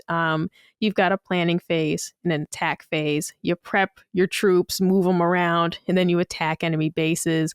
I played the demo and it only allowed for 2 battles, but I loved it so much I said, sold. So I immediately bought it. I ended up also buying a physical copy of it because I love it that much. I've been obsessed. I'm staying up too late. I can't stop playing it. It's all I think about. I'm like literally, I'm in the shower washing my face and I'm thinking, I think I'm going to take over that base next. Like I really just can't stop thinking about it. Yeah. So it's amazing. Check out the demo if you're interested in something like that, you know, taking over cities, moving armies. The battle system is so good, man. It's so good. And I'm like so hyped now for the new one that's coming out, Brigandine Abyss, I believe it's called. Now I'm really hyped for that and I can't wait. But yeah, it was fun to check out some demos over the weekend. I have more to try as well because there was a demo for Monster Hunter Stories 3 that I'd like to check out. Because I'm interested in that. Never played one, but they say you can just start anywhere. So I am interested in that, and I downloaded it. I did also download the Pragmata demo, so I'm going to check that out too. But yeah, go on the eShop, sort by games with demos. There's a lot. Go play them. Go check them out, but especially Brigandine, because it's amazing. I like this, Micah. I think this could be... I mean, it's a lot of work, but a cool little segment we do where you just dive into demos on eShop. Because you're always on there scouring stuff. Because I'm not really, but I like hearing you dig in there and see what's going on in the demo scene on Switch too. Good stuff. No, yeah, this is something I can definitely try and revisit this, if not weekly, or like maybe every couple shows. Yeah, like just get a batch of demos and see. I also I'll need to monitor how frequently they add new ones, you know, because for example, some of these games was old. Brigandine Runerja is from 2020, I believe. And so I'm stoked that I got to try it because otherwise I would not have.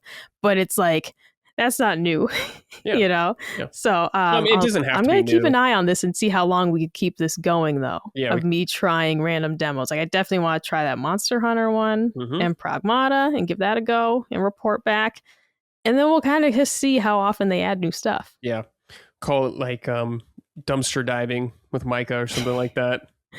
Oh, man, that brings back memories. I used to love watching this guy on YouTube, OK Chief 420, who used to do GameStop dumpster dives. That's really funny. Dude, the stuff he would find, it was incredible. Sick. It was him and his best friend Will, and they'd go dumpster diving at all their local GameStops and show you the haul at the end. It was crazy, man. And the thing is, the GameStops started getting wise, and they'd start snapping the discs before they threw them out, stuff like that.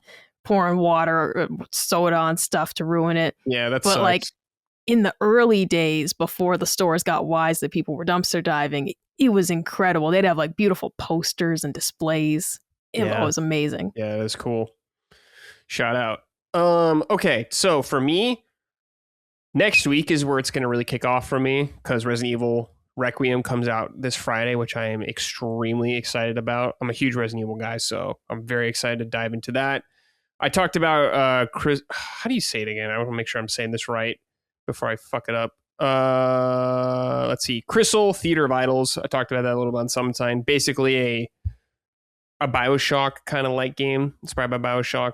Cool visuals, cool setting. Gameplay is a little rough, but I still kind of like it. I want to play more. Lately though, Micah, every night I've been playing Overwatch with Overwatch 1 now, or just Overwatch now. So not Overwatch 2 anymore. It's just back to Overwatch now. I've been playing with Locke and our friend Justin and Ben pretty much every night. Fucking addicted again. Having a great time.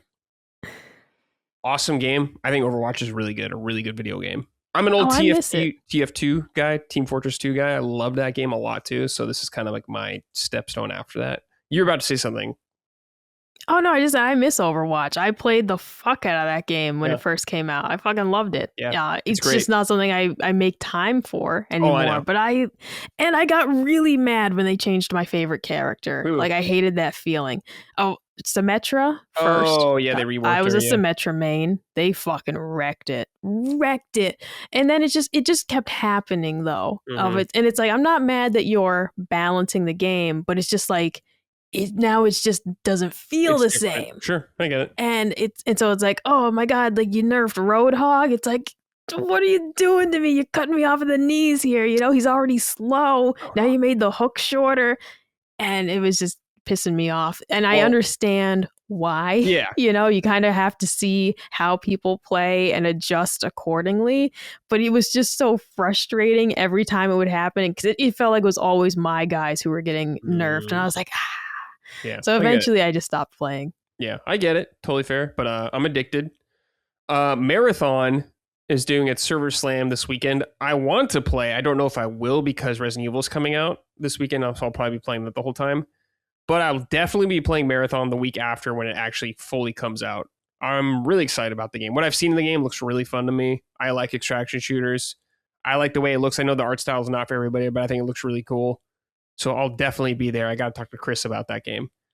So most of my big shit's coming up later. I'm definitely going to try to play Monster Hunter Stories 3 though as well, Micah. I've never played one, but I do like the Monster Hunter games.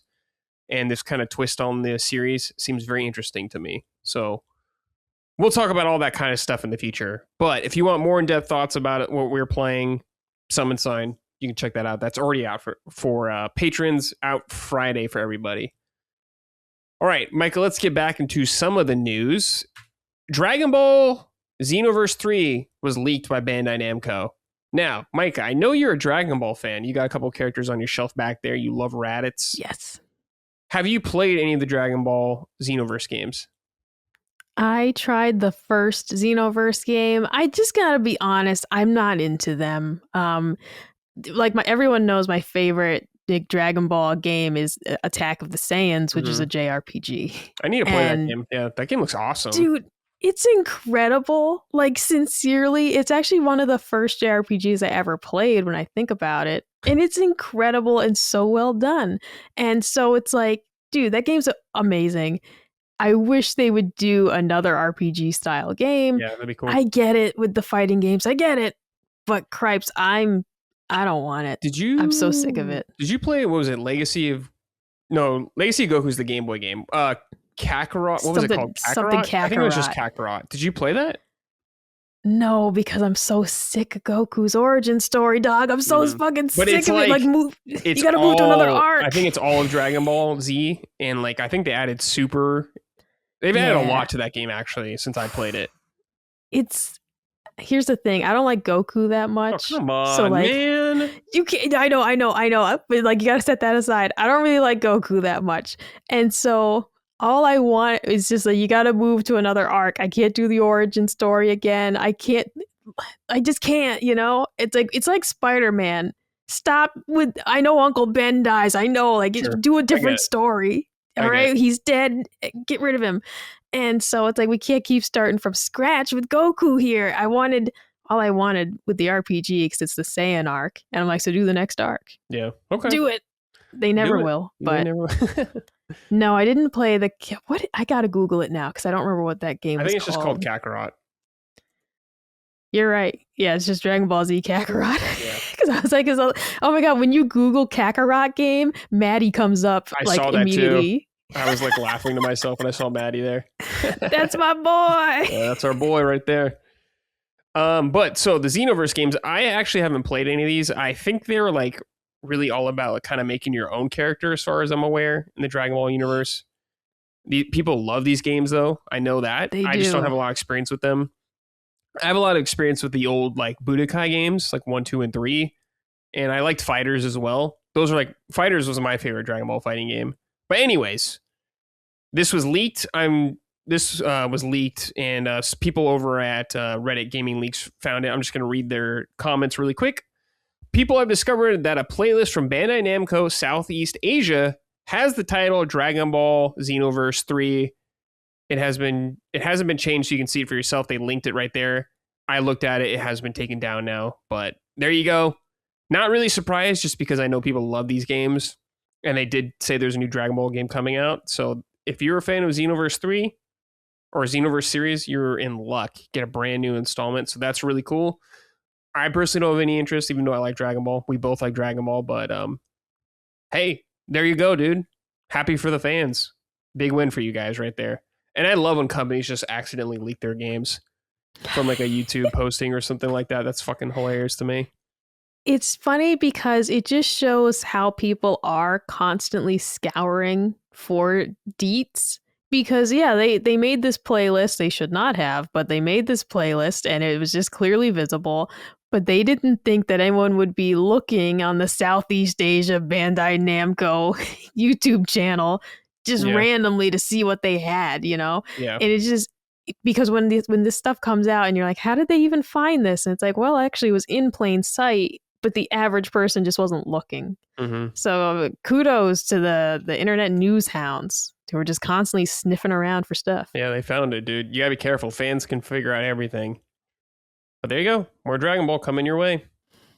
All right, next they kind of talked about this before, but more confirmation about a new NieR game.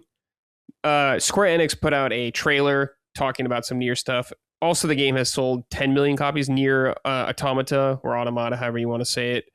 So that's pretty great. But at the end of this little video they put out, at the very end, it says, NieR Automata to be continued.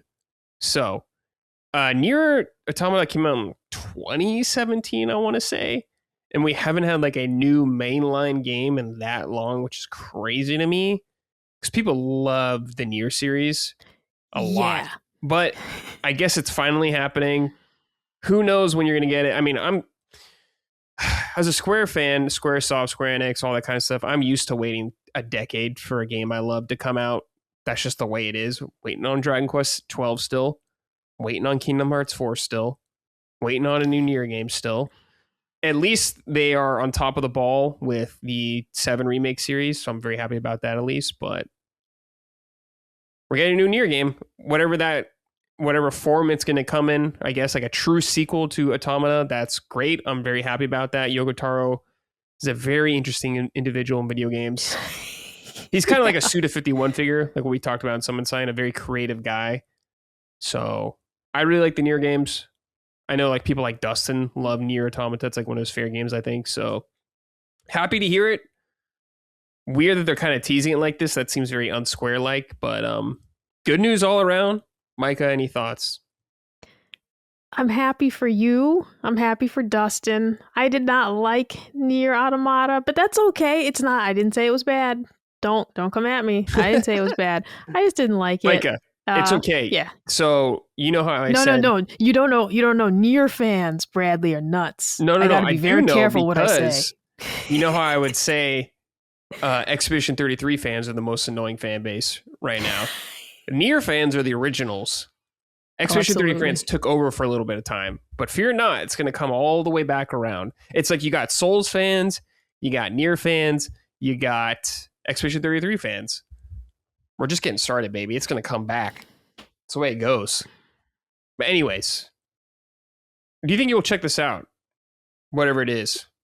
No. Okay. I remember, here's the thing. So I remember when I played NieR Automata, and I remember there was just so much happening, like the way that it was kind of like switching between various like types of gameplay, and I was like, "What is happening?" It's like a bullet hell. I was like, "Wait!" Yeah. I was like, "What is the game?" You know, and it was just, it's cool. I just wasn't into it, but I remember. Cool. I think they had a demo. I think there was a demo for it before it came out, and that's what I played. So I was just like, "What the hell is going on here? I'm doing 10 different things in the 15 minutes I played this demo. I don't know which of them to expect in the full game as like the bulk of the gameplay is how I felt. Like, I don't know what to expect the most of the gameplay to be." Yeah. And it was just so strange. NieR games, Yoko Taro likes to experiment with gameplay and like what you do in some of them. Like in the first game, NieR, which was like NieR Replicant now, there's like visual novel parts that like caught me off guard. There's like a bunch of weird shit like that. But NieR games are kind of, I feel like they get better as you progress throughout them and more interesting. kind of like an onion, peeling back the layers of an onion. You're like, oh, don't Shrek this. We're All right, don't it compare. Right now. Donkey, peeling back the onion, the robots, Yoko Taro, the sad little robots. Yeah. That make you feel bad for them. Because I did watch my boyfriend at the time play through the whole game, and there was a section where I remember just being really sad, and I was like, "What the fuck is going on here?" That's his specialty. I was like, "You had no right to do this to me." That's his specialty, dude. That is it. Well, anyways, cool news. Next up, let's see here. The Duskbloods release date was shown in a listing. We don't know if this is going to be the final release date, but there was a listing that went up from this game. I'm looking up this off the Nintendo Switch 2 Reddit, but a Finnish website has shown the Duskbloods release date to be March 27th, the listing of the game. It's still up on this this website. Consulent with a K seems to be the website. It's listed for March March 27th. Yeah. So this has been a weird one. We haven't seen the game at all since it was first shown last year around the Switch 2 reveal. Very weird. We haven't heard about it at all. We just had a direct recently. I was expecting to see it there or something like that, but I don't know. Elden Ring Switch 2 edition has kind of just disappeared as well. Yeah. And I don't know what's going on with this game. I hope it's fine. I hope everything's going according to plan because I'm curious about it. I love From Software, and the idea of this game sounds interesting to me, like a PvP, PvE kind of game, seeing how they handle that, their take on that. But if it comes out that time, great. I just want to see some more of the game, actually. I want a better idea of it. But if that's true and it's in good shape, hell yeah. But delayed if it needs it. Dude, the thought of you and Dustin linking up to play this online, just because I say this with all the love in the world. You guys are the frame racists. Yeah, you guys are the PC elite. And for you guys to have to play this fucking multiplayer FromSoft game on Switch and link up is going to be fucking hysterical. Now, that's a stream idea. Yeah. I think it must be done. We have to use game chat. We have to talk through game chat. Get the camera. Man. Dude, that's like, this is just so comical that this is where this game has ended up because you guys love FromSoft so much, and it's like, and I gotta play it on here. Yeah, and I saw that, I was like, oh, cool, and it's like Switch 2 exclusive. I was like, fuck. Like, what the hell are you saying? Like, that can't be right. I remember thinking, like, is this a joke? Only because it's like this. Now, here's the thing: it's super cool to get this. This is the type of third-party support you want to see, like something unique and different. And wow, it's on Switch too. But holy moly, if you presented me this game and said, where do you think that's going to be? Yeah, that wasn't what I would have thought. Ever. Definitely not what I thought. But yeah, definitely going to play it still. I'll move my way through the sludgy swamps of Switch Online to play this if I have no other choice. It must be done. Man. I'm so upset about Elden Ring, by the way, and I have some real fears about it because with Borderlands 4 just being like indefinitely delayed because it's so fucked at like the Switch version of it, I'm like, damn, I don't know, is this happening to Elden Ring? Because it's like with Borderlands 4, like we discussed, it's like on PlayStation, they still have memory leak issues. Yeah. And so it's like they're having problems on PS5. What the hell's the Switch 2 version gonna be like? It's indefinitely delayed because there's something wrong with it. And then I look at a beautiful big game like Elden Ring, and I had my doubts from the beginning, but they told me they could do it. You know, it's like, all right, you came into my house and you said I can do this, and I trusted you. Well, I shouldn't have, but I did, and now I'm concerned. Elden Ring's on PS4 and Xbox One, so it's like. With some jank, though. Yeah, with like, some jank, admittedly. But and that's kind of like my... It's like, if it's a little janky there, what the hell is going to happen over here? Software is always janky, no matter what platform they're just janky. That's just the way their things are, unfortunately, so... Well, it's kind of like Kingdom Come Deliverance is like, okay, that's the Switch version is the absolute worst one you can play. However... there are issues even if you play it on your beefed up PC or your beefy Xbox Series X. There's still problems. It's only compounded by the fact that I'm playing it on a Switch Lite. So, all right. Last little story here, really quick. Fallout 4 Anniversary Edition is now on Switch 2. This comes with a bunch of DLC and all that kind of stuff, like I'm sure the Dank editions or whatever those other platforms have. It comes with Automatron. These are expansions, I guess. Wasteland Workshop, Far Harbor, Contriptus Workshop, Volt Tech Workshop, and Nuka World. I know people speak highly of Far Harbor. I've heard people like Maddie talk about that. There is also apparently a 60 FPS mode on this version as well, which is really cool. I don't know how well it performs, but it is there. So if you're interested in playing Fallout, maybe you've been watching the show and you want to play on your little Switch 2, there you go. It's out there right now. Would you play Fallout 2 or Fallout 4 on your Switch 2, Micah? If I were to revisit it, I would check it out on Switch for the convenience of it. Right. I have thought about going back and trying it again, like kind of with the expectation now of, oh, this is what it is, you know? Mm-hmm. But I don't feel it yet. I don't feel the call of the wild yet. I do have to say, though, like, I'd love to hear someone with like a mass accent say like Fahaba. Like, that'd be great. Yeah.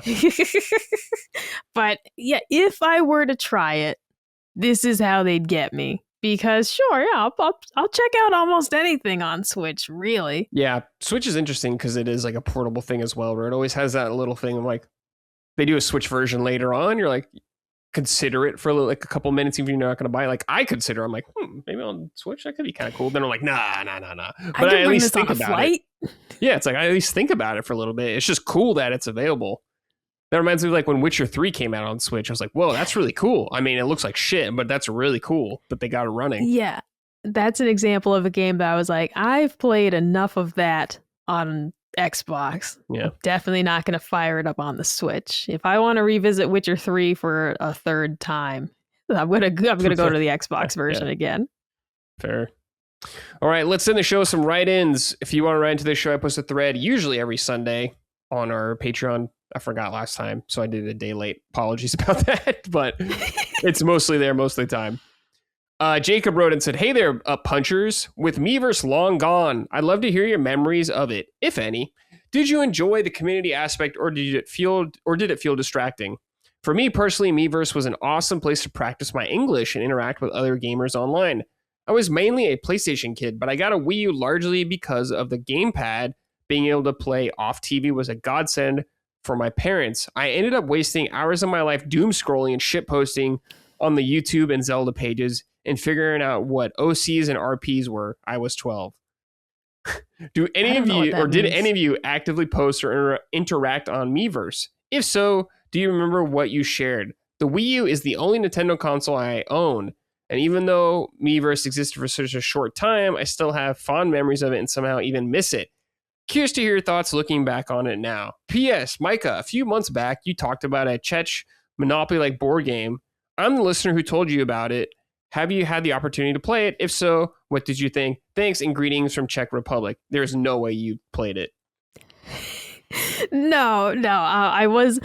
So I do remember that conversation in the Discord, yes, because David Pasternak, Czech Bruins player, had been interviewed once and said that when he goes home, he plays a game that he said it's about like horses, and he said it's kind of like Monopoly. And my dad and I just love that quote.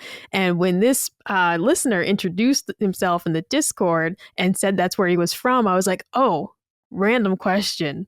What the hell is he talking about? You know, he told me the board game. No, I did not procure a copy of the game and play it. Yeah, there's no way. Okay, so Miiverse memories, anything like that? Did you experiment with any of that stuff? I forgot your relationship with the Wii U. I know you have one. But did you have one kind of in the prime? Yes. I mean, I got it, I don't know, less than a year late. I got it somewhat late because I got it with my tax return money. But I was a bit creeped out by these things. Like, I remember my boyfriend showing me the PlayStation version of this. Was it called Home? Yeah. Shout out to creeped me the fuck out. I'm like, these are real people in here. I didn't like it. Yeah. I found it very weird and strange that there's just random people bopping around. It's like a mall. I don't know. I didn't like it. See, maybe it's because I'm old. I remember MySpace. And I remember when I made a MySpace, And I had like a panic attack that I literally said to my sister, I was like, I'm on the internet, like I'm on there. And I deleted my MySpace account like an hour later. I never made a new one. That's funny. It wasn't until Facebook was available and it felt more safe and sterile compared to MySpace with its scary sparkles and music playing. So long story short, I found this creepy and I did not interact with it. I'm sorry. Okay. I also had to Google what OC and RP meant. And we're like, woof. Yeah. I don't belong on the internet. I'm too old. So Miiverse, I remember it. I didn't really interact on it. Like I would read stuff occasionally. I never like drew anything really on there or like wrote stuff. I think there was some really funny stuff seeing there. Like it was such a weird community on Miiverse because some of it was like so dead serious and some people were shit posting, of course. But I see posts on there and I'm like, I think this person is dead serious. It looks like a shit post, but I don't think it is. And I just remember like there's some goofy stuff. Like if you were on the Miiverse at the time, you probably remember the water guy who would just be like every game talk about the water in the game. He'd be like, the water looks really good in this game. And he gave me like kind of like a legend almost. Yeah, and just some of the funny drawings I think were cool on there.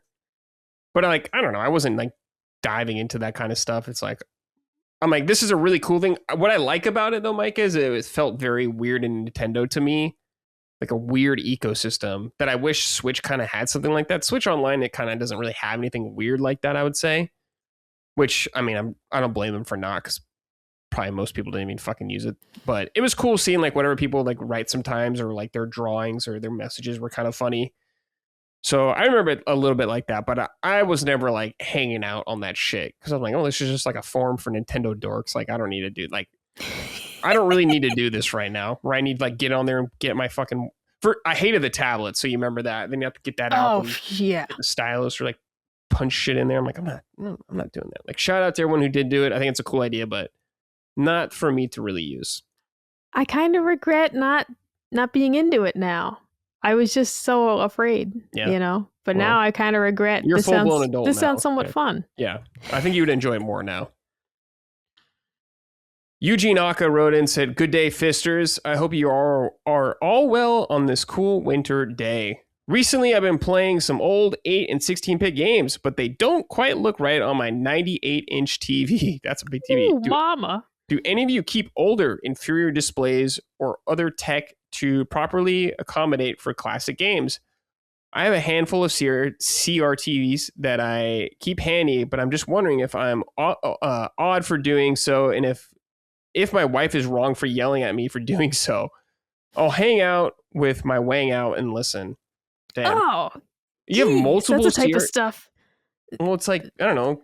Will your wife be fine with just one CRT? You have multiple CRTs, I guess. Maybe that's like a little much. I don't know. You can't say that. Dustin loves his CRTs. I do like CRT. I wish I had one. I don't. His boutique CRTs that he like scoured the internet for a specific one. Like Dustin's all about that, and I respect it. He's got one. The one, yeah, but it was like the one. It was the white whale that he was after. He has a handful of CRTs. That's at least. They probably all have a different purpose. 3. I mean, yeah, I guess so. But I mean, how many CRTs is too many? You know, yeah, like how many shoes does your wife have? Counter with that. See how she reacts. Oh, I'm sure that'll go over real well. Be like, how many skillets do you need? Yeah, how many fucking shoes do you need to be happy? God damn it. Yeah. Don't take our advice. Oh, no, don't. We don't have a CRT in this house. I certainly didn't bring one. Right. I miss, though, like when I was in high school, I had a small CRT with a built-in VCR in my bedroom. I'd come home from school, pop in a movie. It was great. Yeah, it was fantastic. I loved it. Oh, I'd watch every morning when I was getting dressed for school. I'd put on like the MTV, you know, like the top 30, whatever the fuck you did every day, the videos. That was fun. What a time to be alive. That was cool, yeah. Yeah, built-in like VHSs and DVD players. I never had like a built-in one, but I did have a VHS or whatever and a DVD player. I told you. The smell of it. Yeah. The smell of that warm VHS tape when you took it out. That was something special. I remember that must have been doing something bad to us. Yeah. Oh, for sure.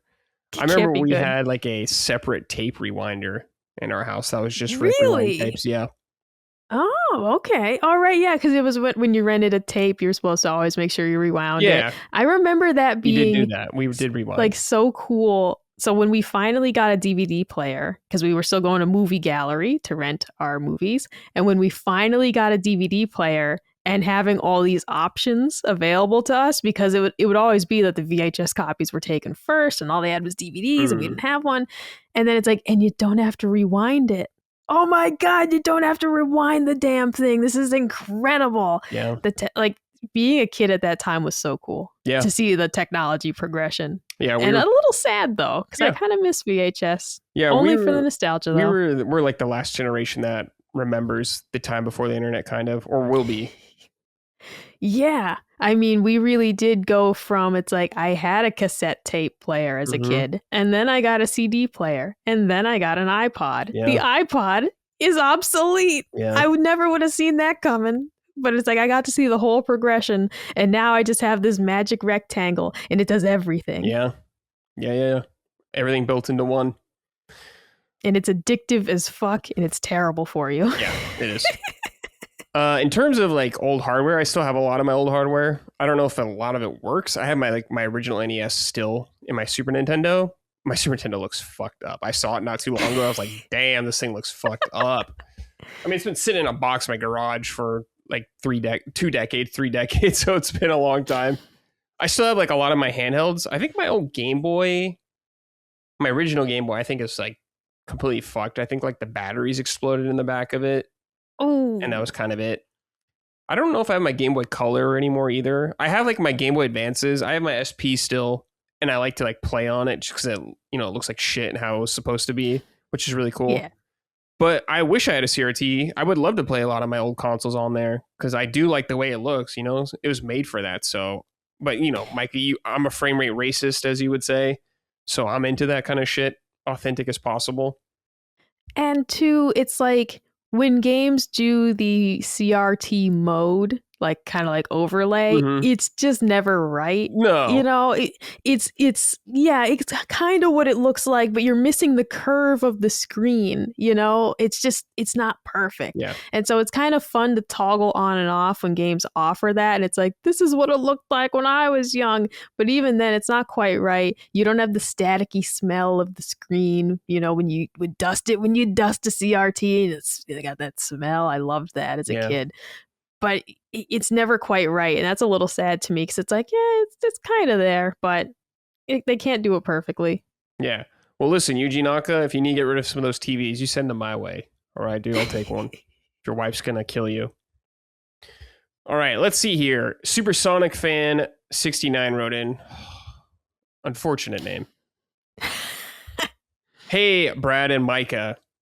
Are there any Switch 2 edition games y'all have revisited? My wife and I recently jumped back into Animal Crossing New Horizons, starting a new island. It's been a blast not only playing alongside her, but also discovering all the new features, as I fell off playing shortly after the initial release. All right, so any Switch 2 versions of Switch 1 games that you've revisited? Not yet. I had planned to get into Animal Crossing, but with Pokopia coming out, I don't want to be burnt out on it. That's fair. They did this. They made a very poor choice here because I was full sale going to be like, yeah, I'll get the Animal Crossing upgrade and I'm going to play it. And then Pokopia caught my eye. And as a listener pointed out a couple weeks ago, it's like, yeah, I mean, it's a little overkill right now to play all these at once. I will get to Animal Crossing because I do want to see the updates. But it's like, there's too many to get to all at once. It's very immersive. So I haven't gotten to that. Breath of the Wild, I did buy a Switch 1 copy because the upgrade's free if you're on NSO, I believe. But I haven't booted it up. So I don't know yet what the difference is and how she looks. I don't think there's anything like Xenoblade X. I'm like, I'm not playing that again if you paid me to do it. So I don't think so. Yeah. I don't think there's any I've checked out yet. But also, you guys know me. I'm a simple potato-eyed person. I can't see. I can't fucking see. If the upgrade is strictly for visuals, I can't see it anyways, Yeah, she's like one of those people that claims she's not racist, like frame rate racist. I don't see color. You're just like that with frame rate?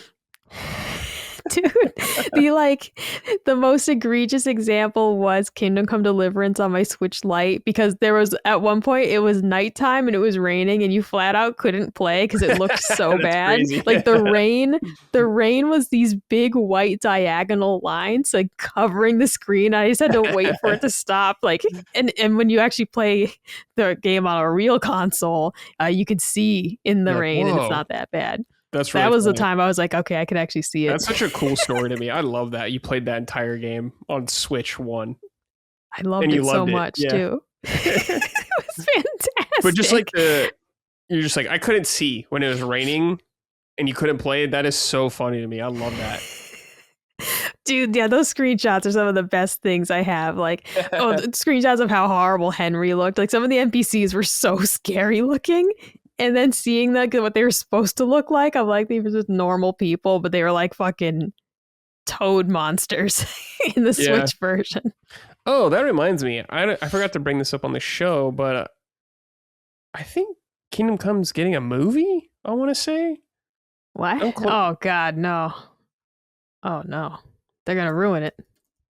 Oh, this is bad. Hold on, I'm trying to say, I'm not 100% sure, but I thought I saw that.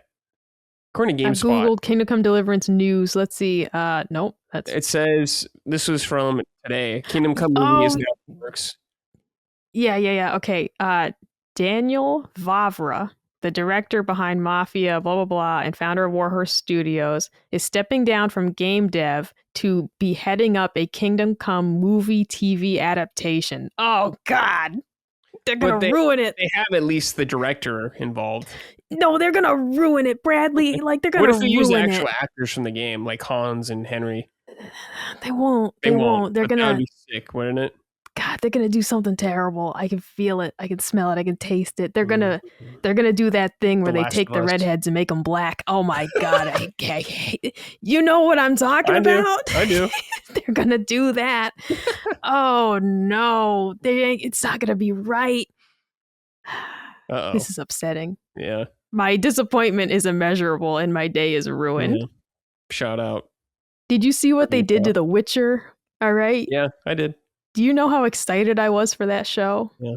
Just for them to basically say, we hate you and your books. Go fuck yourself, Andre. And I was like, oh my God. Like, what have you done to my beautiful series? Once Henry was out, I was 100% out.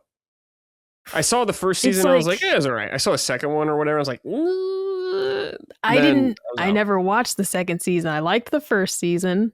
And then I saw what they did to the Leshen. And I was like, that doesn't look right. Yeah. And here's the thing, like, I'm coming at this as someone who loves the Witcher books. Yeah. Okay. And so, like, I'm not complaining that the characters look different, because the game characters look different from the books. Like, Triss in the game is not how she's described in the books at all. And I'm cool with that.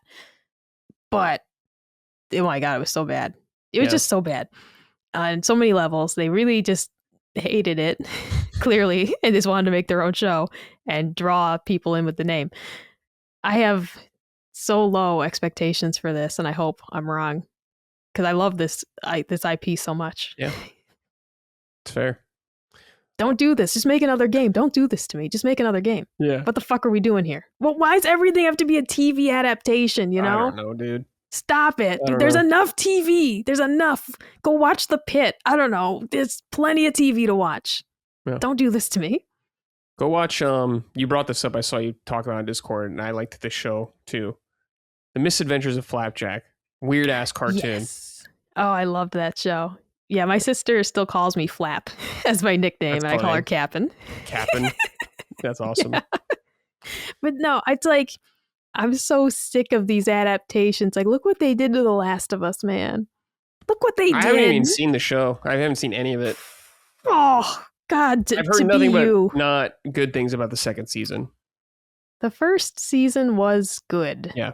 It's still not as good as the game, but it was good. And yeah, the second season had good moments. But it's not, it just isn't right. Yeah, it ain't it's just not very well done. It ain't right. And I'm sick of this happening. Yeah. I'm so sick of this Halo, I didn't watch it, but I know people didn't like that one either. They're like, hey, why don't we just ruin everything that makes, Halo? Yeah, Poor Why don't we Chris. I know take Chris was upset. why don't we take Master Chief? I forgot his name for a second, but why don't we take him and take his helmet off? And that's Show a his whole ass. thing. Like, yeah, let's make him like a sexual being. Let's do all of this. It's like, what are you doing? Yeah. You just make your own sci-fi show then. Don't call it Halo. Just make your own stupid fucking show. Yeah. That's how I feel about a lot of adaptations. What are you doing? Just make it like the source material. What are you fucking doing? We don't need more anyways. There's plenty of medical drama. Grey's Anatomy is still going. Just watch that. You want to watch television? Go catch up on 30 years of Grey's Anatomy. Yeah. It's still on. Still going. All right. In terms of Switch 2 versions, I've only really checked out like the Zelda games when they first came out. I haven't actually played through any of like the Switch 2 editions because there's just too much shit already coming out. But the Zelda ones were very nice, where I was like, this is good stuff. Finally, Nintendo, you did a good upgrade. So well done there. All right, this is from Dua Lipa, Step on Me. Howdy, y'all. What are your all's thoughts on fan-made Nintendo games? With all this recent chatter surrounding Fire Red and Leaf Green, I've seen a few folks try to push people towards fan-made Pokemon games. There's always been a prevailing stank around fan-made games that I've never been able to get past. Y'all take care now. There was a Metroid 2 remake that was fan-made a while ago that was very good. I never played it, but I know people that did, and they said it was very good. I've heard people talk to me about like Pokemon ones to play like these fan-made ones, and I'm like, dude, I'm not playing these until I've at least finished the mainline games first. Yeah, you still have so many to get through. Yeah, I still have so many to get through. I'm not even thinking about that shit. I've seen some like Zelda fan-made games that I've like thought about playing, but I'm always too lazy to do it. So I guess I'm not super interested in it. But what about you, Micah? I mean, I'm kind of with you in that.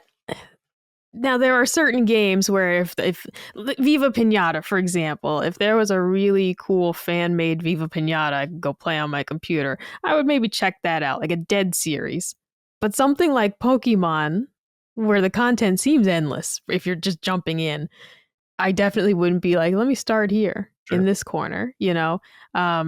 Colin was telling me he was watching this guy on YouTube who, and I can't remember which one. There's a Mega Man game that was kind of rushed to be finished. 3? And so perhaps, I don't remember. He talks about Mega Man a lot, and I always listen, but I don't remember which one he's talking about. And so there's one of them that was rushed, and some guy like basically fixed it. Where like he went and like added more enemies and kind of made the levels different and better or whatever. And I'm like, that's a really cool concept. But also, God, there's so many Mega Mans to play. Like, I can't believe you did this. There's so much to play. I can't believe you were like, I'm going to fix up this one. It's neat that people are doing that, but it seems like it's happening for games where there's a lot of entries already. Yeah. I guess you can count mods as kind of like fan game stuff. And I've played some mods before. Like, there's some like Dark Souls mods that I've been curious about. And I've done like, of course, randomizer mods for like Elden Ring and Resident Evil games, which I love. But in terms of like like brand new like fan games, not so much experience. You're gonna have to get into them now, Brad. This will be your new segment. I can't, dude. You play There's too much. A Pokemon fan game just do it, Bradley. Right. Skip Resident Evil, play Pokemon, whatever. Yeah, all right, fair enough. Fuck me. Like though. I like Resident Evil when they put Thomas the Tank Engine in it. That one is fun. Yeah, that is good. Yeah, Resident Evil has some good mods. All right, final write-in here from the Diddler. Brad, is Skyward Sword HD worth playing until the end? When the game was originally released, I got hit with a bug that wouldn't let me progress, so I gave up on it.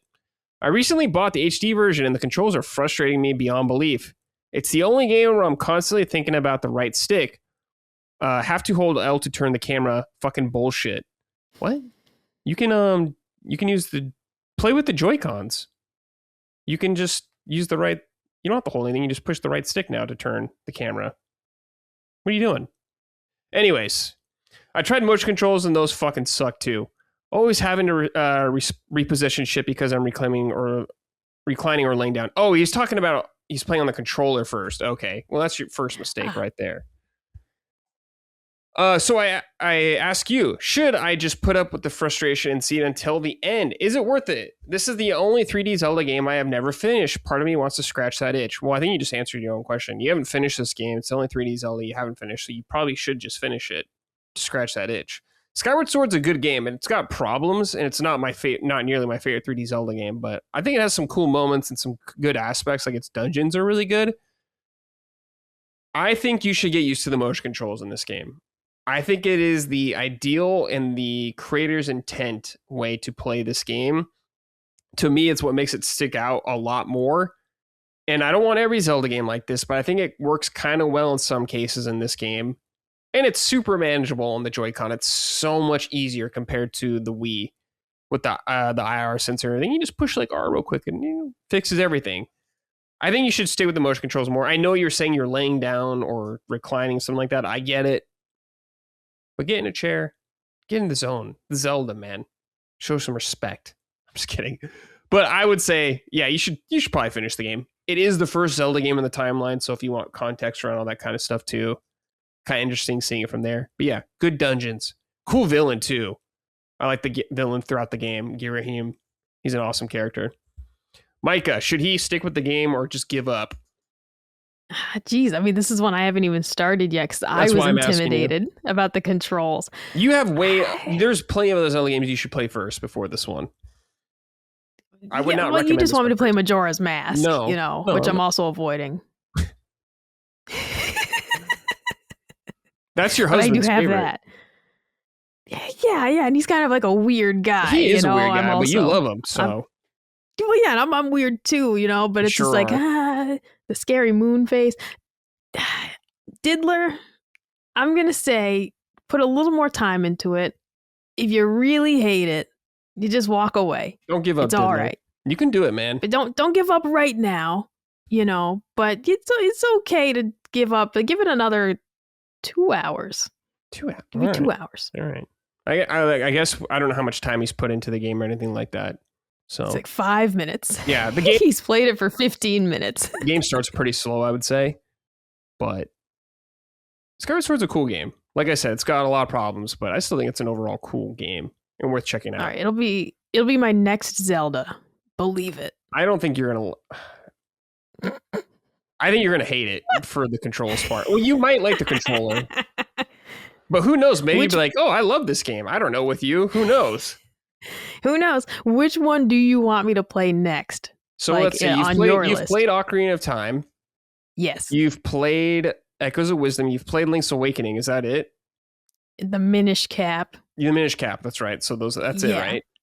I think so. And I bought Breath of the Wild. Okay. And I bought Skyward Sword, and I have Majora's Mask for 3DS. Okay. Yeah, out of those, I would say Majora's Mask just because it's like a sequel to. You're just saying that because you like it so much. No, I like you playing in release order. Oh, I played Link Between Worlds. Okay, I was like, I'm missing something. I played Link Between Worlds as well. Okay, so you've played quite a few. We're getting there, yeah. Majora's Mask is cool. Like Mike, I dislike Majora's Mask than most people. Most people put it as like their top 3 or something like that, or their number 1. It's not for me. But I still think it's a cool game. I talk shit on parts of that game all the time. But I think it's an interesting game. And the 3DS version makes it a lot more manageable, I would say, and less intimidating. You grimaced when you said that, though. Like, you're lying to me. There's things that I don't like about it that you wouldn't fucking know unless you've played the original, so it won't even matter to you. The swimming with the Zora feels different. That's a big problem, honestly. The eyeballs on the enemies as the weak point. Come on. What are you doing? But as someone who's never played the first one or the original version, you won't fucking notice and you won't care. So they add stuff like being able to track quests and daytime events easier. I think it's a cool game, though, still. It's definitely a must play. And it's the sequel to Ocarina of Time. So I think you should play it. Ideally, I would just want you to go in release order, like do Wind Waker and stuff soon after that, and like Twilight Princess. So you get the full context. We're not playing Twilight Princess. Oh, come on, We're skipping Twilight Princess. No, well, if they put it on Switch, we'll play it. But otherwise, how else? You have a Wii U. Oh God, I'm not buying it. You know how much would that even cost? I don't know. It might be expensive, actually. Let me see. I think it might be a rare game.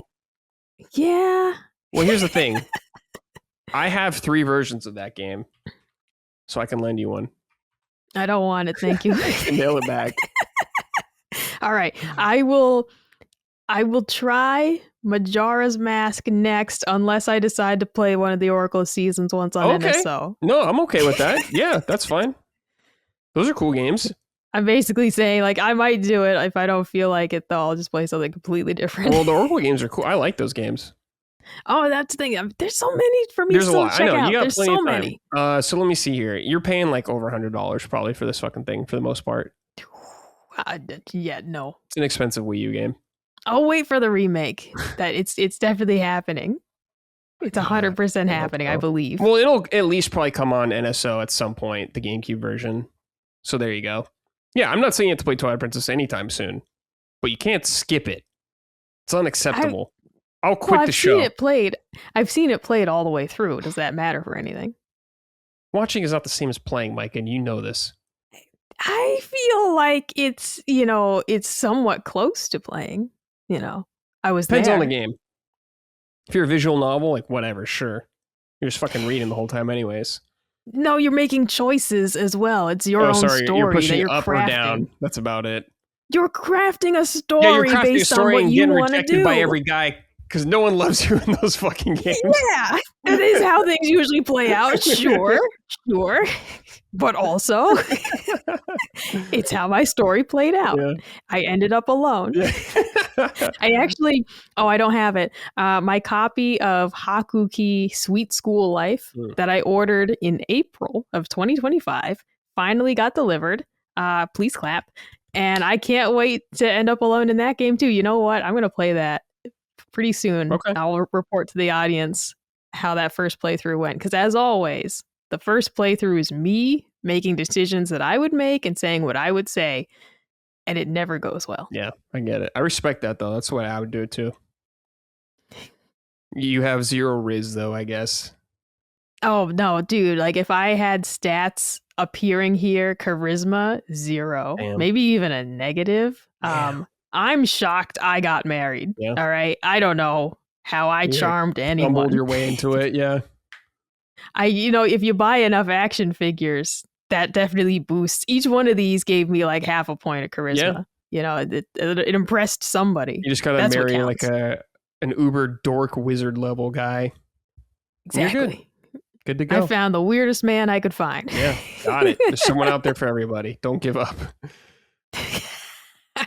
All right. On that note, that's it for this episode this week. Good stuff, Micah. Fun as always. Thank you, everybody, for watching and listening. Next week, we'll talk about Pokemon's 30th anniversary. Will Micah be excited or not is the question. I'm going to try. I'm not going to bring this down, all right? I'm going to be excited with the listeners. Just because I don't love Pokemon doesn't mean I'm going to, shit on it. Right. I'm going to be excited for you guys. Hell yeah. All right, guys. We'll see you next week. Thanks for watching and listening. Take care and goodbye. Punching Up, a Nintendo podcast, is a product of Last Stand Media and Collins Last Stand LLC and is proudly recorded in the USA. The show is written and hosted by me, Bradley Ellis. My co-hosts are Gene Park and Micah Moriarty. The show is edited and produced by Dustin Furman. All of Last Stand's theme music is by Ramon Narvaez. Punching Up, along with the rest of Last Stand's media shows, are fan-funded on Patreon at patreon.com/laststandmedia. The following names are at the producer level on Patreon, our highest tier, and we're grateful for your kind contributions and generosity to our independent endeavor. Thank you.